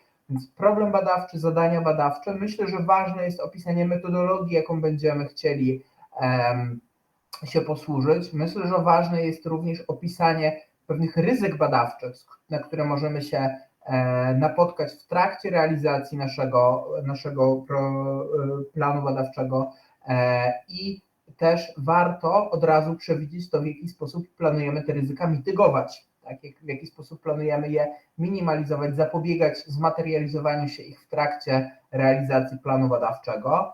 myślę, że również istotnym elementem planu badawczego powinno być to, o czym też powiedziała Gosia w kontekście tego, jakie rozwiązania zostały przyjęte w Szkole Doktorskiej Nauk Medycznych i Nauk o Zdrowiu Uniwersytetu Mikołaja Kopernika w Toruniu, czyli tego, jakie działania podejmie promotor w celu wsparcia doktoranta. Przypomnijmy, że plan badawczy jest przez niego zatwierdzany. Natomiast to, o czym też sobie myślę w takim kontekście, powiedziałbym, drugiej strony, czyli uczelni, co z perspektywy uczelni mogłoby być istotne, to być może nie musi znaleźć się w planie badawczym, być może uczelnia mogłaby na przykład przewidzieć jakieś rozwiązanie prejakościowe, jakiegoś dokumentu towarzyszącego planowi badawczemu, ale to byłoby na przykład określenie jakichś potrzeb względem uczelni, tak? Czasami są dyscypliny, w których tak naprawdę to, czego potrzebuje doktorant, doktorantka, to jest komputer i biurko i czasami to już jest coś, czego uczelnie nie są w stanie zapewnić, niestety, ale czasami możemy mieć znacznie dalej idące potrzeby, tak? Potrzeby w zakresie na przykład finansowania kwerend bibliotecznych, badań terenowych, odczynników, szczególnego wyposażenia i być może na przykład zakreślenie tych potrzeb w planie badawczym i też poddanie ich pewnej recenzji promotora, promotorki służyłoby urealnieniu planu, bo być może plan jest wykonalny w ogóle, ale nie jest wykonalny w tej konkretnej instytucji naukowej, dlatego że na przykład ona nie posiada odpowiedniego wyposażenia laboratoryjnego i wtedy trzeba przewidzieć konieczność albo wyjazdu badawczego, albo nawet polskiej wizyty studyjnej w innym ośrodku naukowym, który posiada odpowiednie wyposażenie laboratoryjne, sprzętowe. Więc myślę, że z perspektywy uczelni jako taki dodatkowy element, o którym rzadko się myśli, wskazałbym także elementy takie materialne, co jest nam potrzebne do tego, żebyśmy mogli przygotować swoją rozprawę doktorską pod tym kątem. Dziękuję bardzo, Przemku, i tym razem, Krzysztofie, do Ciebie kieruję to samo pytanie, takie podsumowanie tego zagadnienia z Twojej strony. Jasne, jasne. Zwłaszcza podsumowanie będzie łatwo mi uczynić, bo się zgadzamy. Zgadzam się z tym, że tak jak już zresztą mówiłem, ten indywidualny plan badawczy powinien być relatywnie ogólny. Natomiast zwrócę uwagę na jedną rzecz, która tutaj w tych wypowiedziach nie wybrzmiała. No, zwróćmy uwagę na konstrukcję tego przepisu. Ustawodawca się posłużył sformułowaniem w szczególności harmonogram, czyli że indywidualny plan badawczy powinien zajść w szczególności. Jak wiemy, słowo czy sformułowanie w szczególności oznacza tak zwane nieenumeratywne wyliczenie, czyli tylko przykładowe, a zarazem ten element, czyli harmonogram musi być. Ale ja się będę jednak upierał, że ten przepis jest bardzo ogólny, znaczy on jest źródłem normy prawnej, ale jednak normy, która może być dookreślona na przykład poprzez prawo wewnętrzne, bo samo pytanie harmonogram, znaczy, czy jeżeli ja wpiszę, tak, mógłbym prowokacyjnie zadać pytanie, czy jeżeli ja wpiszę, albo pozwolę mojemu doktorantowi wpisać jedno zdanie, że na przykład na drugim roku będę badał zagadnienie X, na trzecim Y, a w czwartym zamierzam złożyć rozprawę, czy to już spełnia wymogi harmonogramu, czy nie spełnia. I wcale bym nie przesądzał odpowiedzi, bo samo pojęcie harmonogram jest pojęciem bardzo otwartym, nie ma definicji legalnej i tak dalej. Podsumowując, oczywiście jest wiele rzeczy, które moglibyśmy doradzać, żeby były, ale wówczas sugerowałbym użyć bardzo podobne sformułowanie, którym posłużył się ustawodawca w tym przepisie, to znaczy, żeby albo nie stosować wyliczeń zamkniętych enumeratywnych, czyli na przykład w szczególności i dodawać jeszcze tryb hipotetyczny, tak, czyli na przykład spróbuję opublikować, podejmę działania służące na przykład wzięciu udziału w konferencji międzynarodowej, jednej z kilku uznanych, poświęconych tej tematyce, podejmę próbę zastosowania metody na przykład empirycznej albo jakiejś formalno-dogmatycznej czy komparatystycznej, tak? Uważam, że im mniejszy gorset narzuci na siebie doktorant, tym po prostu lepiej i dla niego, i dla prowadzonych badań. Dzięki. Dziękuję bardzo. W trakcie naszej rozmowy często brzmiewała kwestia tego, że nie jesteśmy w stanie zaplanować wszelkich badań, wszelkich sytuacji, które wydarzą nam się i tego, jak będziemy prowadzone przez nas te badania, czy nasz w ogóle plan badawczy jest realny do zrealizowania. No i myślę, że zgodzimy się z tym, że zmiana indywidualnego planu badawczego powinna być możliwa. Ustawodawca nie uregulował tego w ustawie Prawo o szkolnictwie wyższym i nauce, ale jak wiemy, jest to możliwe w regulaminach szkół doktorskich. No i w tym zakresie prośba do Was, żebyście odnieśli się do tego, jak Waszym zdaniem powinny zostać uregulowane przepisy regulaminu szkoły doktorskiej właśnie w zakresie zmiany indywidualnego planu badawczego i co zrobić w przypadku, gdy regulamin szkoły doktorskiej nie przewiduje takiej możliwości. Przemku, wiem, że jesteś jeszcze adwocem, więc w pierwszej kolejności tutaj do Ciebie będę kierował to pytanie, to jakbyś mógł też od razu na nie odpowiedzieć. Jasne, oczywiście. Jedna rzecz, o której mi się przypomniało w kontekście tego, co musi zawierać plan badawczy, w kontekście też przepisów ustawy Prawo o szkolnictwie wyższym i nauce, w innym przepisie jest to ujęte. Indywidualny plan badawczy musi zawierać również termin złożenia rozprawy doktorskiej. W związku z czym to jest bodajże artykuł 205 ustawy, a 202 ustęp 1 jest o planie badawczym. W związku z czym oczywiście trzeba ten termin wskazać. Rzeczywiście tutaj być może też znowu warto nie być ambitnym i wskazać maksymalny ustawowy termin. Jak złożymy wcześniej, to tym lepiej. I w tym kontekście na przykład ja się z Wojtkiem nie zgodzę, że ustawa w ogóle nie przewiduje możliwości modyfikacji IPB, bo przewiduje przecież instytucję przedłużenia terminu do złożenia rozprawy doktorskiej, które to przedłużenie terminu do złożenia rozprawy doktorskiej, ponieważ ten termin musi być określony w indywidualnym planie badawczym, samo w sobie jest modyfikacją indywidualnego planu badawczego. Więc taka częściowa modyfikacja już przez ustawodawcę została dopuszczona. No więc jeżeli tak, to moim zdaniem to też otwiera dalszą ścieżkę do tego, żeby tego rodzaju modyfikacji dokonywać także na podstawie przepisów wewnętrznych. Dlatego, że rzeczywiście przepisy dotyczące planów badawczych są bardzo ogólne, więc prawodawca wewnątrzuniwersytecki, prawodawca w innym podmiocie prowadzącym szkołę doktorską także może i doszczegółowić elementy indywidualnego planu badawczego, więc w takiej sytuacji trzeba zwrócić uwagę na to, co jest w naszych przepisach wewnętrznych, w przepisach regulaminu szkoły doktorskiej i też określić warunki zmiany tego indywidualnego planu badawczego.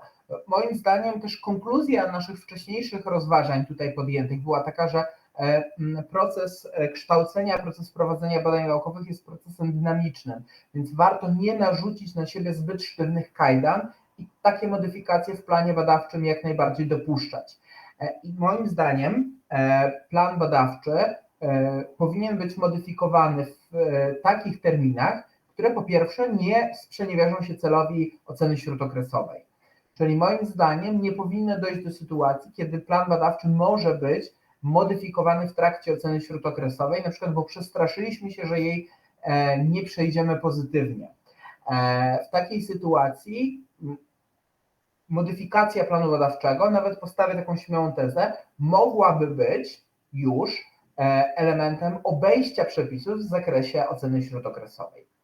Druga rzecz, która moim zdaniem jest istotna, to to, że w ramach tej swobody wewnętrznej podmiotu prowadzącego szkołę doktorską można również określić inaczej niż w przypadku składania pierwotnego planu badawczego element zgody na zmianę planu badawczego. Także tej zgody administracyjnej ze strony osób odpowiedzialnych za kształcenie w szkole doktorskiej. I być może ta zgoda powinna być związana z tym, że jeżeli plan badawczy musieliśmy zmienić, to był jakiś niedostatek dotychczasowego kształcenia doktoranckiego albo dotychczasowej współpracy pomiędzy promotorem a doktorantem. Więc nawet taki element administracyjnej zgody na to, żeby zmienić taki plan badawczy, moim zdaniem służyłby nawet refleksji samego podmiotu prowadzącego szkołę doktorską, że jakiś element kształcenia doktoranckiego nam nie zadziałał prawidłowo. I w takim razie powinniśmy się zastanowić także na przyszłość, co można poprawić, czy co można zmienić, żeby jakość kształcenia doktoranckiego w naszym podmiocie doktoryzującym była wyższa. Jeśli chodzi o okoliczności, które powinny usprawiedliwiać zmianę planu badawczego, to ja też zachęcałbym same podmioty, które prowadzą szkoły doktorskie i przyjmują swoje regulaminy w tym zakresie, do tego, żeby nie krępowały sobie nadmiernie rąk. Dlatego, że życie nas bardzo lubi zaskakiwać różnymi okolicznościami. Oczywiście powinniśmy zostawić otwartą furtkę na zmiany planu badawczego w każdej sytuacji, gdzie mamy do czynienia z działaniem jakiejś takiej siły wyższej, prawda? Choroby, przecież na przykład choroby doktoranta, doktorantki, promotora, promotorki, ale też zobaczmy, w kształceniu doktoranckim, w moim kształceniu doktoranckim mieliśmy już pandemię i wojnę. I wyobrażam sobie, że te dwa doświadczenia też nas nauczyły pokory względem tego, jakie nieprzewidziane sytuacje mogą wystąpić w trakcie jakiegokolwiek procesu, który sobie zaplanowaliśmy.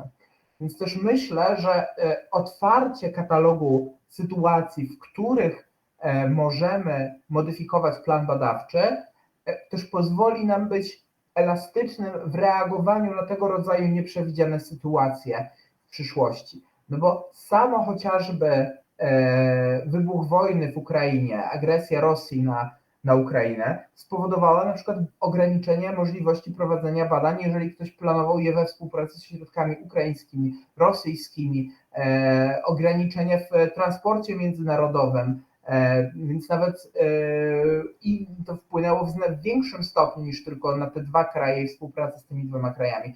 Gosia powołała przykład sprowadzania odczynników z Wielkiej Brytanii, która wystąpiła z Unii Europejskiej. Przecież tego nie przewidzimy. Więc tym bardziej zachęcam do tego, żeby katalog był otwarty. Oczywiście pewnie w regulaminach szkół doktorskich powinny znaleźć się przykłady tego rodzaju rozwiązań. Tutaj dobrym przykładem przykładem tych sytuacji, kiedy warto umożliwić zmianę planu badawczego, mogą być przepisy jeszcze tej ustawy z 2005 roku i tego, kiedy można było udzielić zgody na przedłużenie kształcenia na studiach doktoranckich. Tam ustawodawca odwoływał się do konieczności prowadzenia długotrwałych badań naukowych oraz do sytuacji życiowych czy zdrowotnych doktoranta, doktorantki. Myślę, że to też są kryteria, które warto uwzględnić jako takie przykładowe sytuacje, kiedy powinno się wyrażać zgodę na modyfikację IPB. Dziękuję bardzo, Przemku. Krzysztofie, jak Ty uważasz w tym zakresie, jak powinna wyglądać kwestia tej zmiany indywidualnego planu badawczego w kontekście regulaminu szkoły doktorskiej? Jasne, jasne. Po pierwsze podpiszę się raz jeszcze pod tym, co podpisałem, to znaczy jestem wielkim zwolennikiem tego, żeby podchodzić do nauki jako do pewnej swobodnej twórczości, oczywiście nie jakiejś arbitralnej, tak, nieuporządkowanej i irracjonalnej, ale żeby dawać tutaj swobodę. I ja może wyrażę mój pogląd jakimś radykalnym przykładem. Nie doświadczyłem takiej sytuacji, ale powiem tak, jestem w stanie sobie wyobrazić, że ktoś do mnie jako doradcy prawnego albo do kancelarii zgłasza się jakiś doktorant ze szkoły doktorskiej, której prawo wewnętrzne w ogóle nie przewiduje takiej sytuacji, to znaczy nie przewiduje procedury zmiany indywidualnego planu badawczego i jestem w stanie nie tylko podjąć się obsługi takiego klienta, ale sam namawiałbym wówczas takiego doktoranta do tego, żeby podjąć rozmowy. Proszę Państwa, to jest tak, że oczywiście panuje legalizm, panuje prawo powszechnie obowiązujące i prawo wewnętrzne, no ale my mówimy przecież o uniwersytetach, gdzie jednak jakieś minimum zaufania, dyskusji i nakierowania na skutek, jakim jest zrealizowanie badań, są ważne, mają charakter ponadczasowy i co więcej, z tych przepisów prawa powszechnie obowiązującego, które analizujemy w trakcie tego webinaru, nie wynika zakaz zmieniania indywidualnego planu badawczego. W zasadzie powiedziałbym, że czytając ten przepis, czyli artykuł 202 ustawy Prawo o szkolnictwie wyższym, z niego wynika w gruncie rzeczy jedna podstawowa norma prawna, to znaczy obowiązek w trakcie 12 miesięcy przedstawienia takiego indywidualnego planu badawczego i można by powiedzieć, że w momencie, w którym zostaje on zrealizowany, ten obowiązek przez doktoranta, przepis zostaje zrealizowany i nie mamy do czynienia tutaj z jakąś dalej idącą regulacją. Innymi słowy, uważam, że po pierwsze, nawet jeżeli by prawo wewnętrzne nie przewidywało expressis verbis takiej procedury, to wcale nie oznacza, że mamy do czynienia z zamknięciem takiej sytuacji, bo wciąż można i moim zdaniem należy rozmawiać. Doradzałbym to zarówno organom uczelni, jak i potencjalnemu zainteresowanemu tym doktorantowi.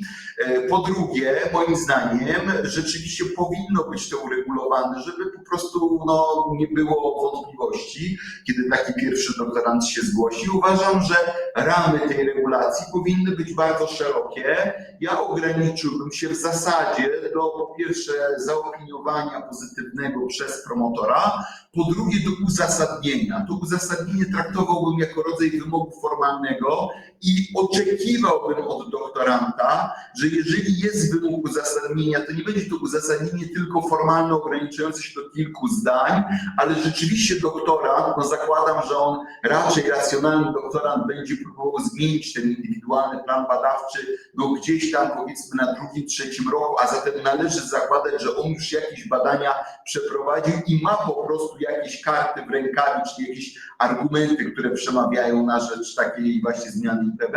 I on po prostu to przedstawi, przekona organy uczelni i jesteśmy w stanie takie rozwiązanie wówczas zaakceptować. Dzięki. Dziękuję bardzo i Gosiek, mógłbym Ciebie poprosić. Tak, myślę, że tutaj w tym temacie jesteśmy zgodni i że temat dla nas jest oczywisty, że nauka to nie jest przymus i że zdarzają się sytuacje losowe, ale też zdarzają się modyfikacje naszego pomysłu, bo widzimy, że na przykład coś nie wychodzi tak, jak my oczekujemy, albo inaczej, że wychodzą rzeczy, których byśmy się nie spodziewali, prawda? Więc to też może działać na korzyść. Tutaj nie mówimy, że zawsze to musi być jakaś zawinione, prawda, działanie. I ja rozmawiając już nawet ze swoją panią dyrektor, bo miałam akurat okazję z nią porozmawiać w ogóle o zmianach dotyczących w indywidualnym planie badawczym, to bardzo cieszy mnie to, co usłyszałam, że ona tak naprawdę podchodzi do tematu bardzo zdroworozsądkowo i zdaje sobie sprawę z tego, że to, że coś zadeklarowaliśmy, to naprawdę mogą być sytuacje losowe, tak jak powiedziałam, ale też mogą być to sytuacje dotyczące nawet samego programu, który chcemy tam omówić.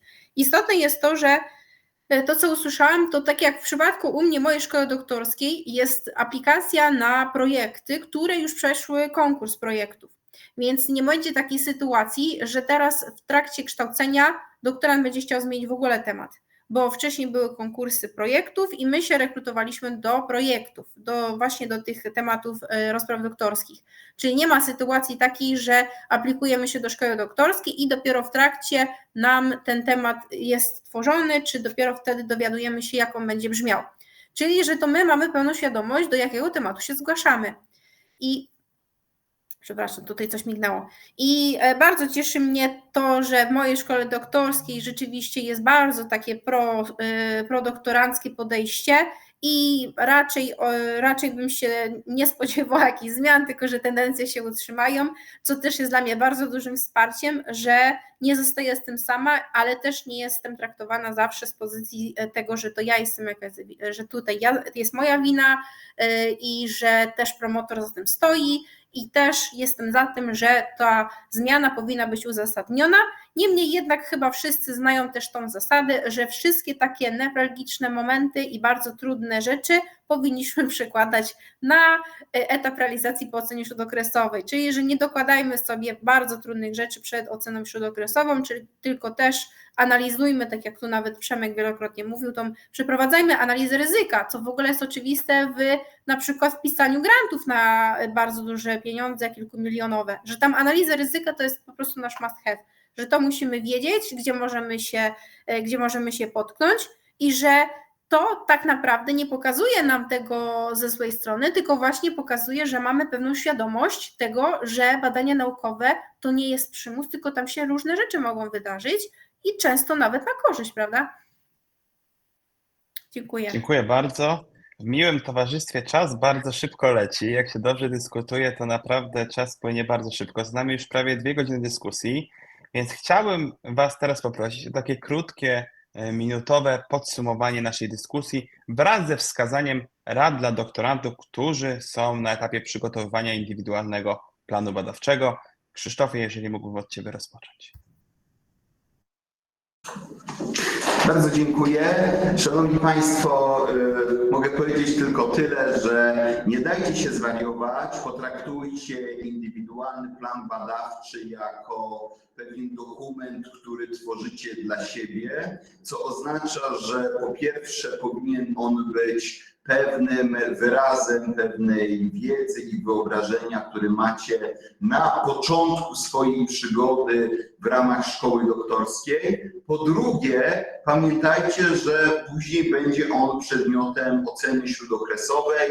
Do tego czasu bardzo wiele się może zmienić. Wasze badania mogą się czasami nawet i zdezaktualizować, co zdarza się na przykład w naukach prawnych, że ktoś stawia sobie za zadanie zweryfikowanie jakiegoś problemu, a w międzyczasie, znam takie przypadki, jakiś sąd czy prawodawca, czyli w sposób zupełnie niezależny od badacza, od doktoranta, przesądzi sprawę, rozstrzygnie, uczyni nawet pierwotny przedmiot badań zdezaktualizowanym. A zatem pamiętajcie o tym i twórzcie rzetelne, ale ogólne i elastyczne, indywidualne plany badawcze. Dzięki. Dziękuję bardzo, Krzysztofie. Gosiu? Tak, nic dodać, nic ująć. Naprawdę chyba wyraziłabym to w tych samych słowach, że nie dajmy się zwariować. To naprawdę nie jest nic aż tak niewyobrażalnie trudnego, jak może doktorant, który przychodzi i tak to sobie wizualizuje.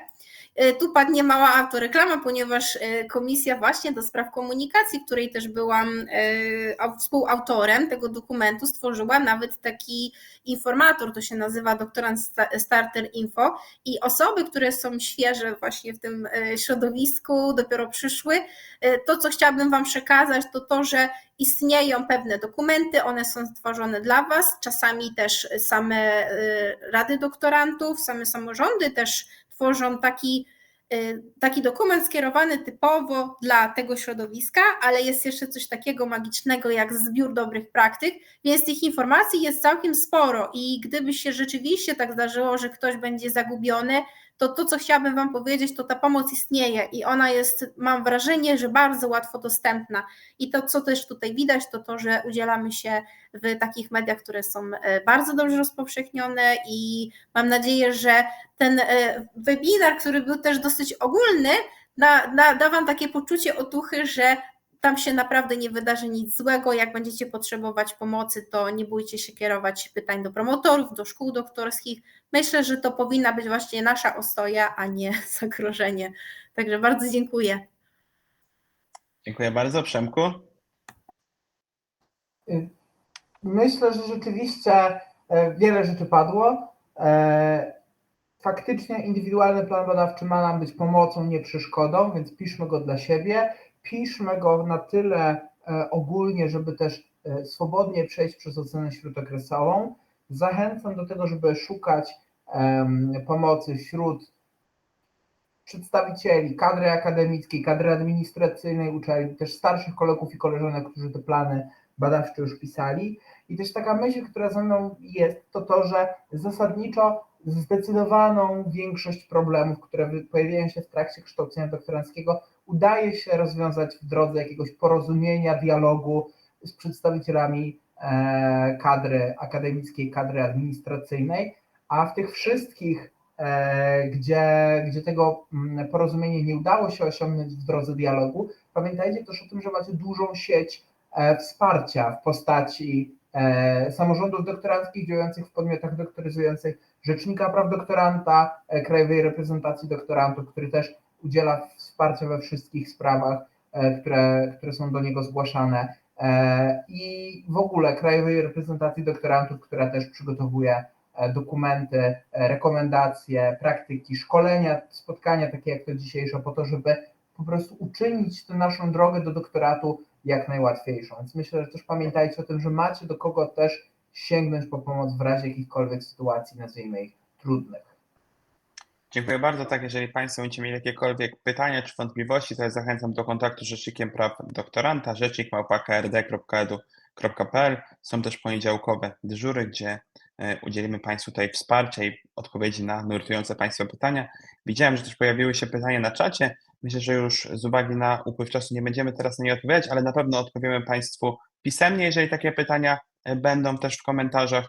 Ja chciałem bardzo serdecznie podziękować gościom, pan profesor Krzysztof Koźmiński, Małgorzata Grochocka, Przemek Mroczkowski. Bardzo wam serdecznie dziękuję, to była wielka przyjemność móc z wami porozmawiać. Dla mnie również. Dziękuję za przemiłą rozmowę. Dziękuję i pozdrawiam serdecznie. Do widzenia. Pozdrawiam. Dzięki serdeczne i dobrego wieczoru. Wszystkiego dobrego w przygotowywaniu rozpraw doktorskich.